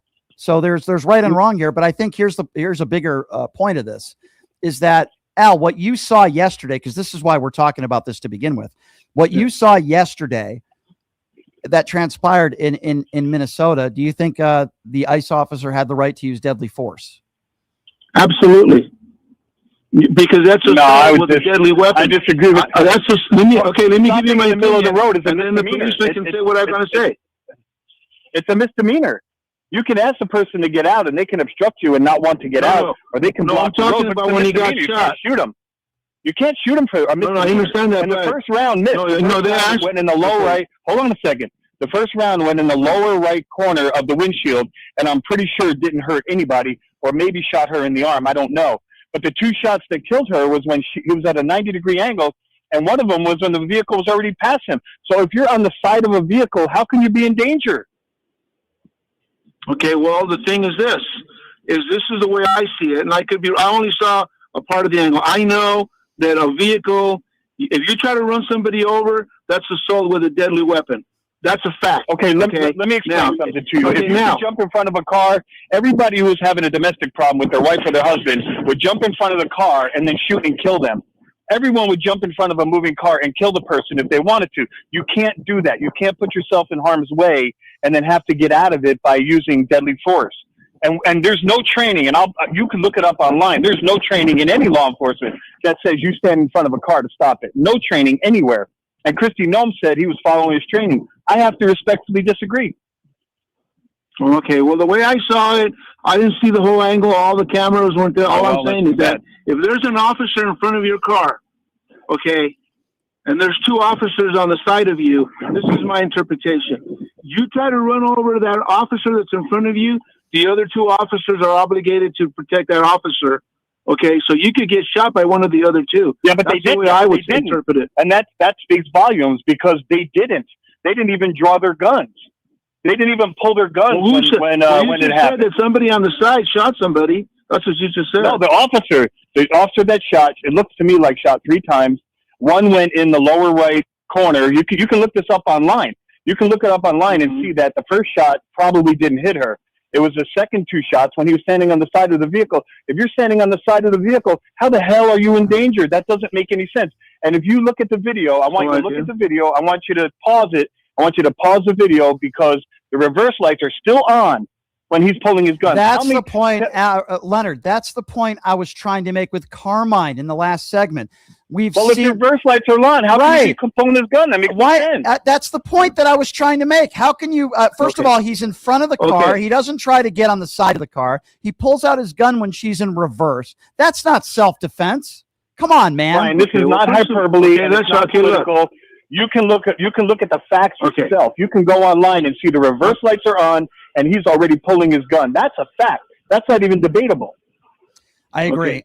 Well, you know what? I'm going to respect your law enforcement experience, and I want to thank you for being a law enforcement officer. I respect your opinion too. For me personally, I want all of Clark County to know, and all officers, if I get pulled over or if an officer asks me to get out of the car, I'm getting out of the car. Yeah. Even first of all, you have to. I just explained to you in Nevada, you have to. If there's a car. If there's a cop car, if there's a policeman in front of Leonard, me, is that the why one? are you arguing when everybody's agreeing? Yeah, Leonard, Leonard, is that the case in every state in the United States? No, it is not the case in every state. So it's the case in about 40 states, right? And in other states, you need to have an articulable reason. But in this state, so many officers were killed in traffic stops, and it's so easy for someone to pull a gun when they're inside your car, when you're inside your own environment, and you know your own environment. Absolutely, it's so dangerous that first of all, we've established get out. So we've established, Al, that not in every state what you're saying is true. We've also established, number two, that if you're parked inside your car, a police officer has to have reasonable and articulable suspicion. That is number two. And number three, we've established you haven't even seen all the videos. So how could you have a competent opinion with respect? No, well, I'm just going to say, hey, I'm just telling you, I'm just pointing out some specific scenarios where if I'm in that situation, what I'm going to do. Okay, so now I don't know why that's such a pointed that's not point, relevant. but okay. That's not relevant. All right, Yeah, so well, Al, the reason I think it's relevant, I think it's relevant. I here for Clark County because I don't want to see something like that going down here on Clark County. No, I mean, the That's problem all I'm talking about my specific area. The problem we have with a lot of people on the right is they think the wrong things are relevant. We just had Carmine last segment who believed everything that J.D. Vance said without any evidence or proof to back it up. So I think we have different definitions on what is or what isn't relevant. Al, I would suggest you actually watch all the videos and do your homework. Yeah, that was terrible that he called up to make an argument and he says, I haven't watched the whole video and I don't know. That's a terrible way to make an argument. No, I called for your opinion. I just called for a specific scenario here in Clark County, and I think I was correct. Well, guess what? A 37-year-old, thank you for the call, both of you. Guess what? The 37-year-old woman that was killed was not killed in the state of Nevada, Al. We should probably focus on what took place in Minnesota. Al, thank you for your call. Leonard, thank you for your call as well. I appreciate it. 702-221-7283 is the number to call if you want to be a part of the conversation. Let's go to Albert. Albert is next up on PTL. Hello, Albert. Oh, hello, Brian. Oh, my gosh. I am unbelievably pissed off right now. Holy crap. Words cannot describe the fury and the frustration that I have in this country, and especially with every single person that voted for ICE. Shame on all of you that voted for ICE, and shame on all on Trump. I mentioned that. I'm unbelievably pissed the hell off. And to the guy that did this to that poor 37-year-old woman, shame on you! I'm going to be very clear because I am not going to mince words here. And I'm going to say it again. Since Kristi Noem and Donald Trump have called this woman a domestic terrorist when we saw stuffed animals for her child in the glove compartment, I believe that ICE officer is a murderer. I don't believe he's any different than Derek Chauvin and he belongs in jail. I believe he's a thug. And in no way, shape, or form am I saying that every ICE agent is a murderer. But if they want to talk about domestic terrorism, we need to look at many of our ICE agents across the country that are literally kidnapping people. Make no mistake. None of these, yeah, exactly. None of these people have ever taken a good look at themselves in the mirror. When the hell is this going to stop? Over 15 years ago, today, the Gabrielle Giffords shooting down in Tucson, Arizona happened. And I'm like about, 150 miles north of Tucson. And this should not happen. This is so crazy to me that this almost happened on the same exact day that Gabrielle Giffords almost lost her life. But they want to call, peaceful protesters, violent, domestic terrorists. These people, all the people at ICE, Kristi Noem, Stephen Miller, and Donald Trump, and even all the people that voted for this crap, they are the domestic terrorists in this country. I agree, my friend, and I feel your frustration. We're all also going to go to thank you for the call, by the way. We're also going to go to the YouTube super chats here momentarily. I know there's a lot of people that want to chime in. Some people don't feel it necessary to call in, which is just fine. And that's why we are going to go to the YouTube super chat right now and read some of your comments, which I think are important. Lori, who's a great supporter of the show. Lori, I appreciate you, says, if it happens to their side, they will investigate it. Noam is not allowing the state to investigate it. The officers will never be charged until they get out of office. It could happen to any of us. Lori, I could not agree with you more. And I think that's what makes this so scary. That's what makes this so sad. We go to Mr. Will, who says voters didn't think that America would become this fascist state, much less vote for it. Yeah, I think some people are waking up. Sadly, I would say not enough. Reading more of your questions and comments in the YouTube super chat. I will talk here in a few minutes about the ICE agent who has been identified, but I do want to get back to the phone calls first at 702-221-7283. We've got Todd who's calling in out of Minnesota. Hey, Todd, what's up? Hey, how are you? Good. Good. Hey, I had sent you a Facebook message, and I see that you didn't see it, so I thought I had to call in. I listen to you all the time, but I work in a really loud environment, and I thought I'm going to take some time and call Brian because I really wanted to have you read this to you about the DOJ policy because in the DOJ policy for deadly force, it specifically states that deadly force may not be used solely to prevent the escape of a fleeing subject. But then it also goes on that says firearms may not be discharged solely to disable moving vehicles. Specifically, firearms may not be discharged at a moving vehicle unless A, person in the vehicle is threatening the officer or another person with deadly force by means other than the vehicle, or 2, the vehicle is operated in a manner that threatens to cause the death or serious physical injury to the officer or others, and no other objectively reasonable means of defense appear to exist, which includes moving out of the path of the vehicle. Firearms may not be discharged from a moving vehicle. It goes on to say that you can't shoot firearms from a moving vehicle at another vehicle. But he had the opportunity, one step to his right. She was backing up. He decided to pull his gun. That's what he decided to do. So what you're he saying, had ample opportunity to move one step to his right, sir, what you're saying, and get out of the way. What you're saying, sir, is so important in this case, and I agree with you. He made little to no effort to get out of the way. You are trained to de-escalate. He did the opposite. He pulls out his gun when she's in reverse, and he makes no effort at all to get out of the way. That is not de-escalation. And I think this was a guy with itchy trigger fingers who wanted to pull out his gun because maybe he didn't like what people were saying to him or yelling at him or protesters. And that's why I think he's a murderer. That's my opinion. Well, like Carmine was saying, he was dragged 300 feet previously. So what? He didn't see the opportunity to fire at that point, but then this time he did? Where's the decision making? These people are supposed to be professionals. They're supposed to be trained professionals. But here's the problem. Donald Trump put the hours. You know how many hours these people are trained now, and you could immediately be an ICE agent? Because he's president. 47 hours, isn't right? it? 47 hours, which is nothing. Nothing. And look at all the power these people have. This is what happens when some of these ICE agents only get 47 hours of training. This is what you get. I mean, you got to walk around. There's another ICE issue in Richfield, which is close to Minneapolis, at a Target today, where 2 drive-up workers at Target were accosted by agents and forced to basically show that they were U.S. citizens. Like, when do we need to walk around with papers? When did that become a thing, that we need to walk around and prove that we're here? Like, I'm lucky. I'm white. I don't have to do that. I don't think I'm ever going to be stopped by ICE and asked for my papers. But there's a lot of black and brown and other people. I got to tell you, if I was around somebody who was brown or from another country and an ICE agent came up to my friend and said that, I would tell them to go F themselves. And I think that's what they did. I think they ignored the ICE officers, and then they tackled them in the entrance of the Target. And what I recommend, everybody needs to take out their phone and record these bastards. Take out your phone and start recording. And unfortunately, in the end, as taxpayers, we're the one that's going to have to pay for the lawsuits, but it is what it is.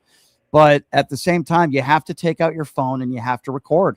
And it's sad times that we're living. I don't condone what this lady did. I mean, if it's what if they're saying that she followed them around and she got in their way, like, arrest her. Like that's But she didn't deserve to die. But she didn't deserve to die. At the moment that she started to flee, you got to back off. I mean, if she's been following them all morning, you have her plate, right? Of course. Look it up. Where does she live? Everybody go get her later. Let her leave. Get her plate. You have her plate. Arrest her later. Problem solved.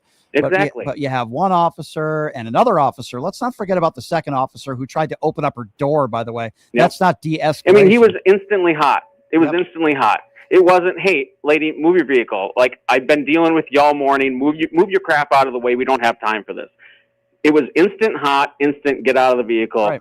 I mean, there was no de-escalation. There was nothing. Yeah, just nothing. I completely agree with you, my friend. Good phone call, and I'm glad you called in. Thank you. 702-221 7283 702-221-SAVE is the number to call. Mama Lisa is next up on PTL. Hello, Mama Lisa.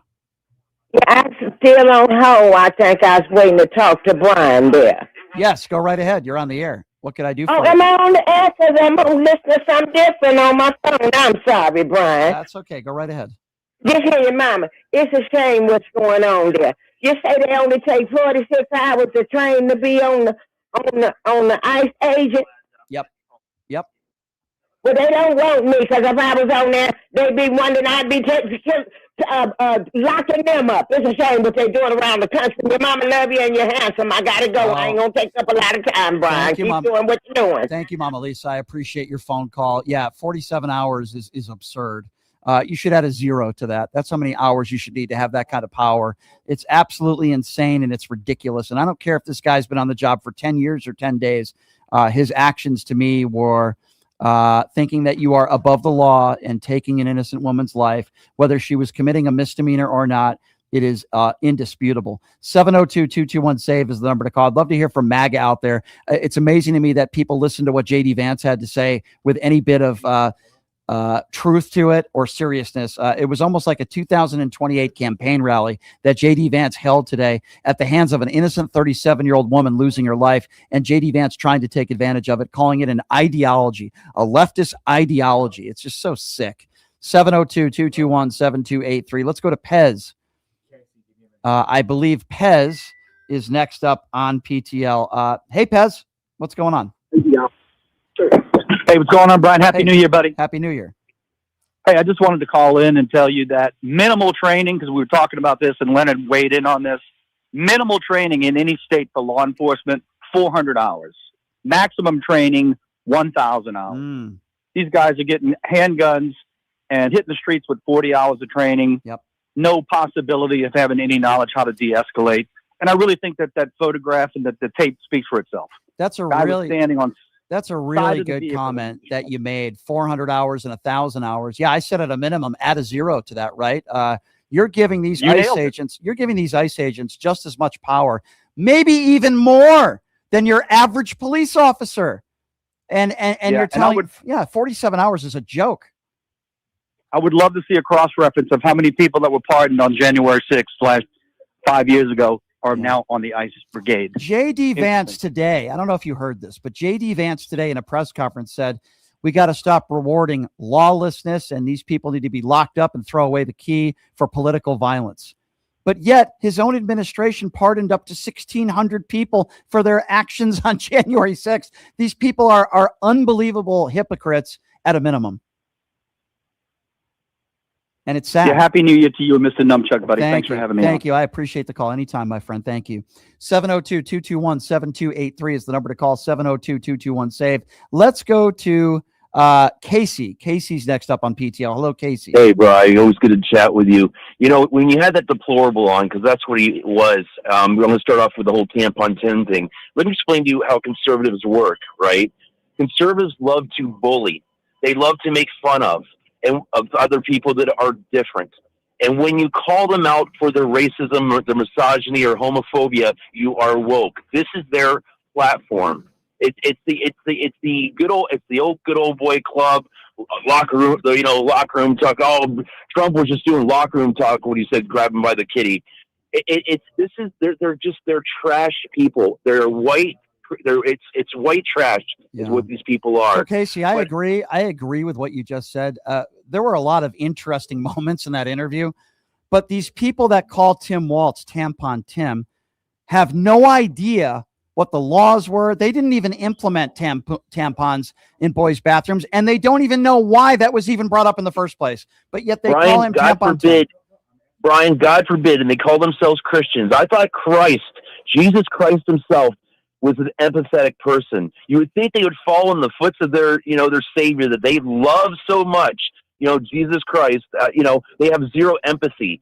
But the one thing, Brian, if you've been noticing, and I know you're a smart man, and I was screaming at the top of my lungs, I was hoping you're going to bring it up, that nobody's bringing this up, is that majority of these ICE agents, forget about the Proud Boys and Oath Keepers, we know that's part of it, but a lot of them are white Christian nationalists, just like Pete Hegseth.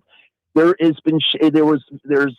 pictures of tattoos of some of these ICE agents in Minnesota. Remember, Minnesota has been a hotbed for these militia back in the 80s, since the early of the Rush Limbaugh days, right?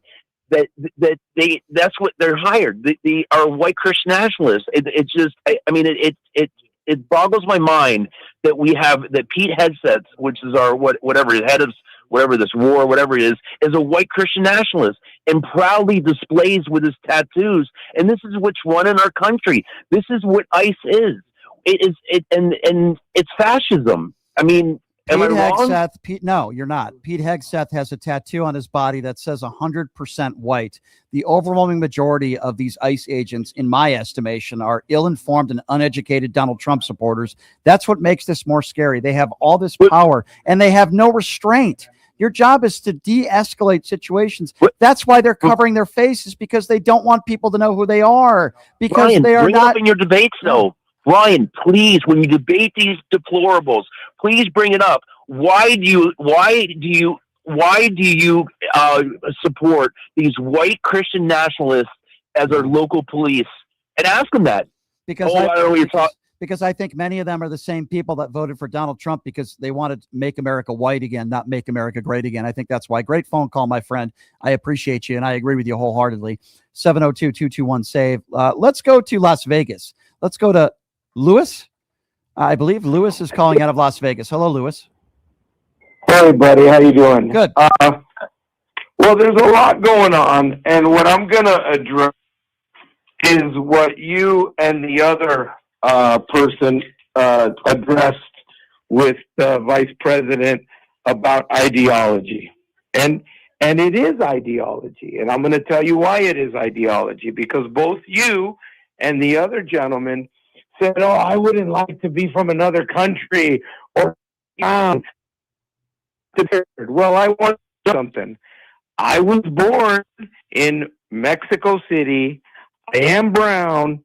I have dual citizenship, and I do not walk around scared or afraid or anything like that. Because you know why? So what? I've got a real ID, and I've got proof that I'm a citizen, and that's why it is ideology. Okay, so there are a lot of people in this country that do have real IDs that disagree with you. Are you saying everybody should believe what Lewis believes? Well, Lewis isn't afraid, so that means everybody. Well, that's why it is ideology, okay, so because you're taking this one incident. No, I'm not. And you're no, I'm not. Okay, I'm not taking one incident. There are a lot of people in this country, and especially at the No Kings rallies.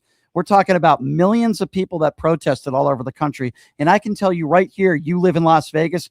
I spoke to dozens and dozens of people that are brown people, that are immigrants, that are scared. So with all due respect, sir. But I'm not. Hold on. And okay, I'm but sir, here's exactly the what problem. you're talking about. Hold on. No, I'm not. Yeah, you're not exactly what I'm talking about, because I believe that you have your opinion and you're not capable of seeing life through the lens of other people. Okay, Lewis, if you're not scared, fine. Great for you. But there's a lot of people in this country that are scared based on things that have happened to them, based on things that are treated. So don't diminish their opinions and call it an ideology, because their life experiences might be different than yours. Is that hard to understand? Am I not speaking logically to you? No, it is hard to understand because the law is simple. For Christ's sake. The law is simple. Okay, let's talk about the law. Let's talk about the law since you're a Trump supporter. Let's talk about the legalities of the law. Now, first of all, you're saying you're diminishing other people's opinions because you maybe have a different pathway in this country, which is absurd. That's number one. Number two, the Trump administration right now are deporting people illegally. Do you know what it says in our Constitution?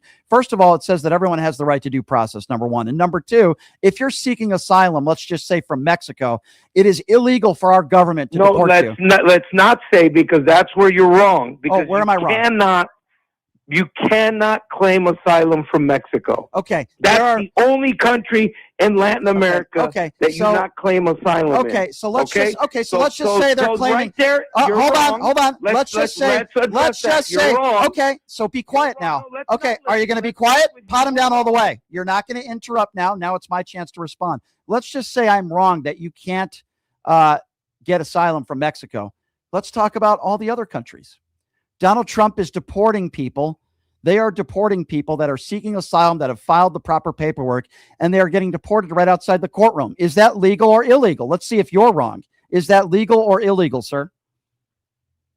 If it's legal or not, I don't know. You don't know. Okay, illegal. pot him down I'm again. Pot him down again. I find it very interesting that you play dumb and stupid because you can't answer that question. Let me be very clear for you, Sue, because you are ill-informed. You seem to know right away you can't, seek asylum from Mexico. But then when it comes to every other country in the world, let me explain something to you because I misspoke about Mexico. If you're seeking asylum from certain countries on this planet and you're following the proper paperwork, it is illegal for the government to deport you. The Trump administration right now, the administration that you support, is deporting those people. It's illegal. So now that I've informed you, sir, let me ask you a prevalent question. When you first time you saw those videos yesterday, Lewis, I want to get your opinions. Did you think that was lawful and everything's hunky-dory? There shouldn't be an investigation?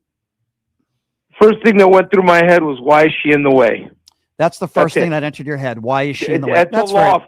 That's very logical. That's a misdemeanor. It's a law enforcement person. Gotcha. You don't have to like it. You don't have to. Hold on. You don't even have to accept Understood. They're law enforcement. Okay, so understood. Let me just get this right. Hold on. You don't. A woman was brutally shot and killed, and the first thing that entered your mind was oh my God, this is horrible. I feel for her family. Let's get more information. The first thing that entered your mind was, man, why is she blocking the road? Are you serious?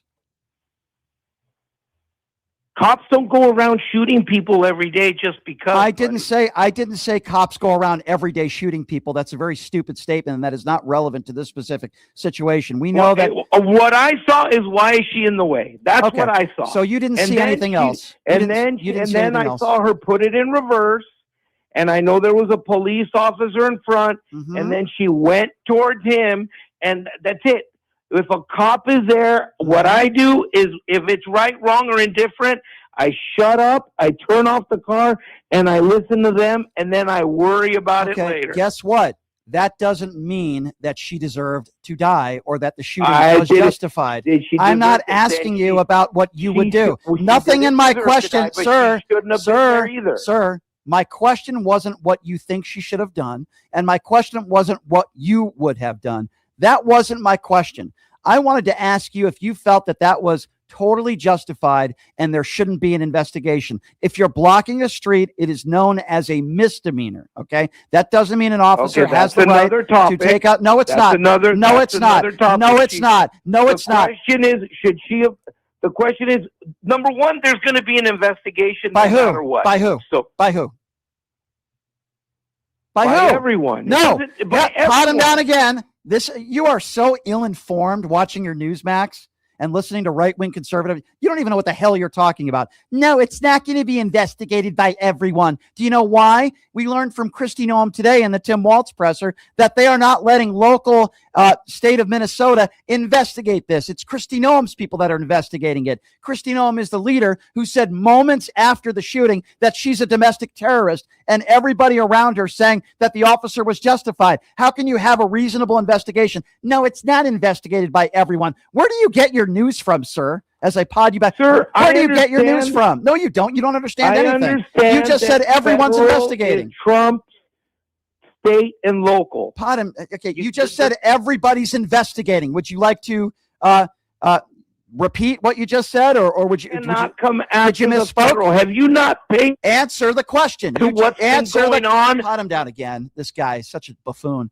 You just said everybody is going to investigate. So now I'm going to ask you again, now that I've attempted to try to correct you and get the MAGA wax out of your ears, sir, with respect.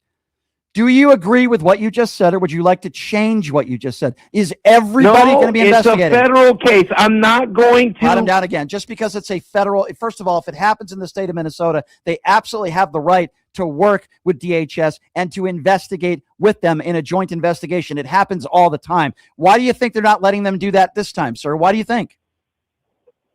They don't have to. It's federal. They buddy. don't. You have to understand. No. You just said everybody is investigating. Are local law enforcement investigating? Yes or no? And they're going You to. just said and no. They're going not to. according to not according to what Kristi Noem just said. What is wrong with you? You don't even understand the law. You just said everybody's investigating.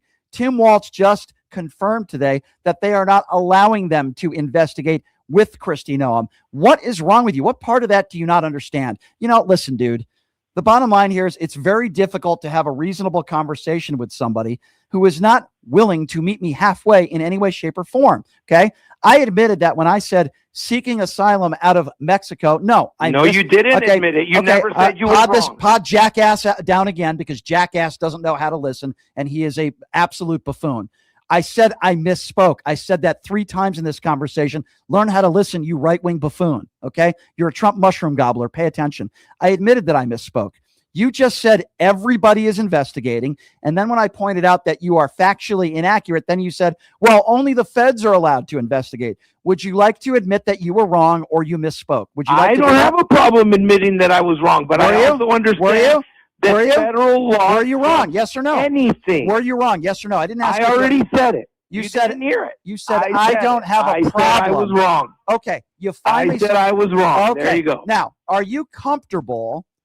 Thank you, by the way, for finally admitting that after I asked you about 10 times. Now, are you comfortable with Kristi Noem heading an investigation moments after the shooting, calling her a domestic terrorist and saying that the officer was completely justified? Are you okay with someone who's supposed to conduct an investigation already coming out 5 minutes after the shooting and making a judgment? Are you comfortable with that? I was comfortable with the Democrats doing it. Didn't ask you about Joe Biden. Bottom down again. The question had nothing to do with Joe Biden, and the question had nothing to do with Democrats. You see what this idiot's trying to do? The question had nothing to do with Joe Biden or Democrats. That's a separate conversation. I don't know what he's talking about. The question is specifically about this case, which is in the news, which is what we're talking about today. So we're going to try one more time with this idiot, because that's what he is.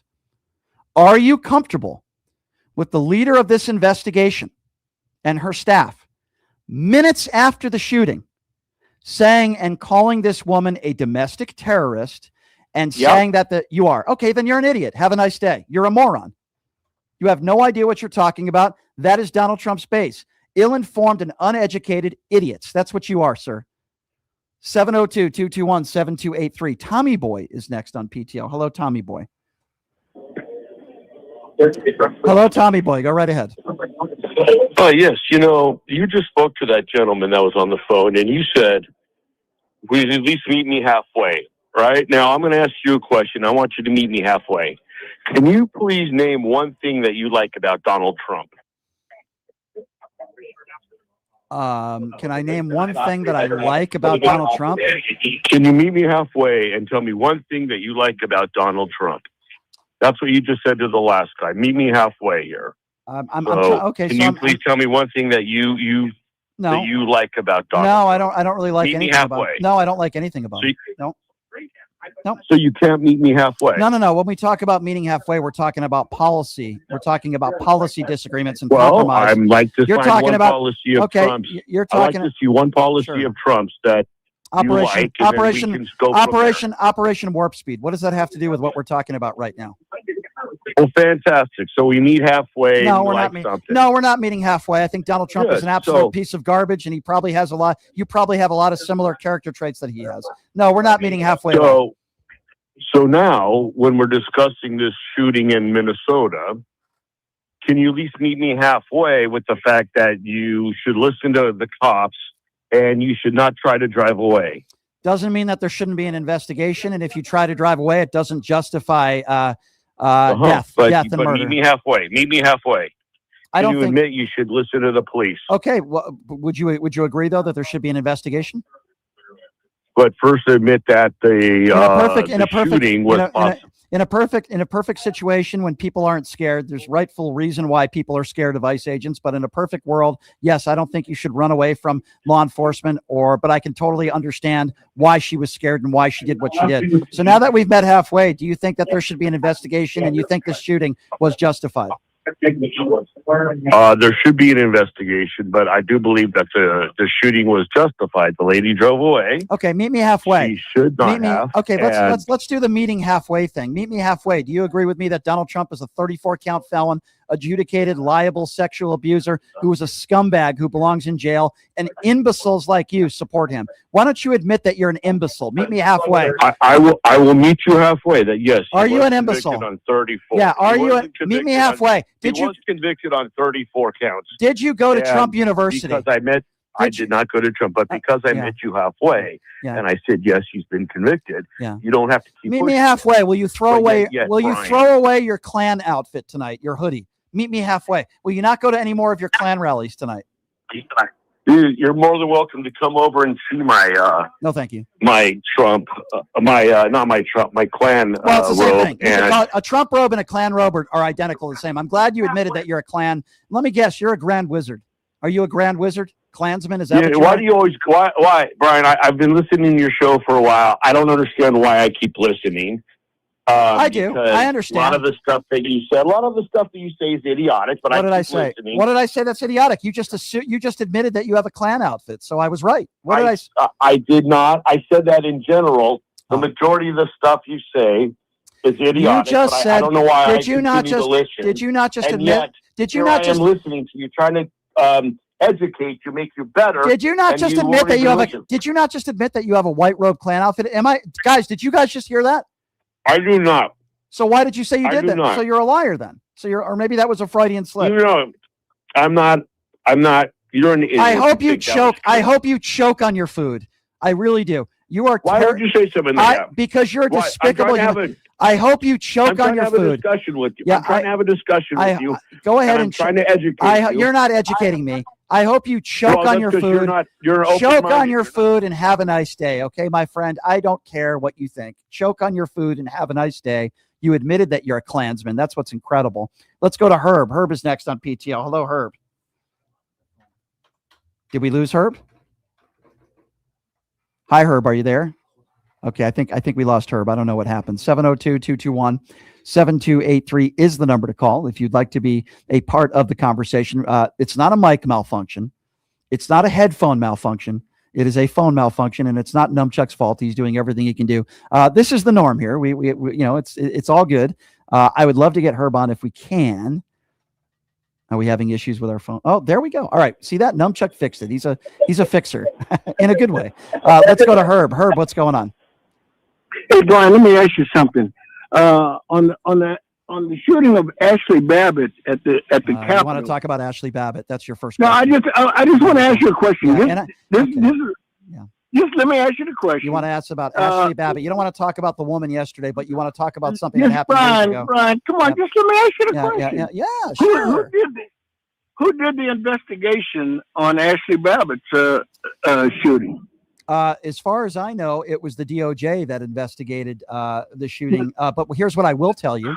In the hours and minutes after that shooting, nobody from the DOJ came forward and said this was completely justified. No, they kept neutral and they investigated it, and then they found. Now, if Kristi Noem had kept her mouth shut and Donald Trump had kept their mouth shut and didn't make assertions, then maybe I'd be a little bit more comfortable with the investigation. Now, I know you want to bring up Ashley Babbitt because you want to say, wait, Brian, you were totally okay with the FBI investigating one of their own. And my response to that is, because I'm a little bit smarter than you, Herb, my response to that is, if somebody in the administration immediately came forward and said something like, he didn't do anything wrong, it was a totally justified shooting, Ashley Babbitt is a terrorist, then I would have been just as mad about that. I would have said, let the investigation play out as it was. But you see, Herb, they didn't do that. So now let me ask you a question after I answered yours. No. You either answer my question now or you can hang up the phone. Either way, I don't care. My question to you, which I would imagine you're a coward and you're going to hang up the phone. I answered your question. Now you're going to answer mine. Are you totally okay with Kristi Noem? Are you okay with minutes after this shooting, Kristi Noem calling her a domestic terrorist? Yes or no? Answer the question. Pot him down again. I'm not going to let you babble on. You're going to answer my question. That's how it works. I answered yours. Brian. Are you okay with Kristi Noem Are you okay with Kristi Noem investigating this? Sir, you have to stop talking and let me ask my question. I answered your stupid question about Ashley Babbitt. This guy's a lunatic. You don't want to hear. You are a lunatic. You won't stop talking. This guy's a lunatic. He won't stop talking. Herb, are you okay with Kristi Noem? Why is it that I answer your question and you keep babbling and you won't answer mine, you freak? Be quiet. Could somebody please put a gag in Herb's mouth for a moment? Whatever the last caller was eating, can you please put that in Herb's mouth for a moment? And by the way, Herb just hung up the phone. You see, Herb, you're not smarter than me. Ashley Babbitt, when she was shot, nobody from the DOJ in that moment immediately said that it was justified and, there was an investigation. And in that investigation under Donald Trump, by the way, Donald Trump's DOJ found that it was justified. The difference being is that she was walking through or trying to break in through a window with the mob, and there was a gun pointed at her for 10 seconds. Completely irrelevant to what took place yesterday. And the question that I was trying to ask you, but obviously you're not smart enough or reasonable enough to listen to my question, which was, are you comfortable with Kristi Noem calling this woman a domestic terrorist minutes after? Thank you for not answering the question. I have about 30 seconds for the MAGA destroyer, Darlene. Darlene, what's going on? Brian, I'm pissed, but listen to this.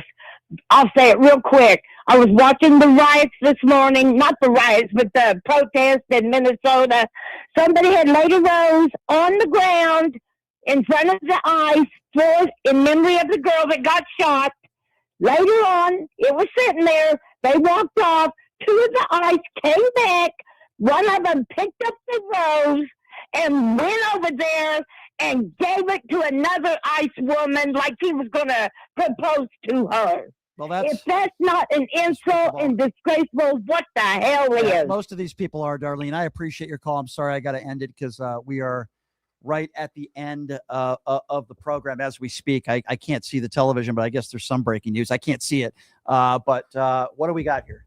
Oh, there's more clashes going on. Yes, we know that. Yeah. Walz is just authorized the National Guard. Thank you, Numchuck. Yes, thank you, Numchuck. I couldn't read the TV. That's not a surprise. I think Tim Walz is doing the right thing. So, all right, everybody, we'll be back at it again tomorrow. By the way, the former deputy director of the Biden administration, Dan Coe, who's now running for office, he's going to be joining us on the show tomorrow. You're not going to want to miss that.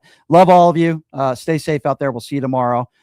Even stay safe and to Herb. I'll even wish that out to Herb. Have a good day, everybody. We'll see you tomorrow. Hey, everybody. Are you struggling to find a pizza place that reminds you of Brooklyn?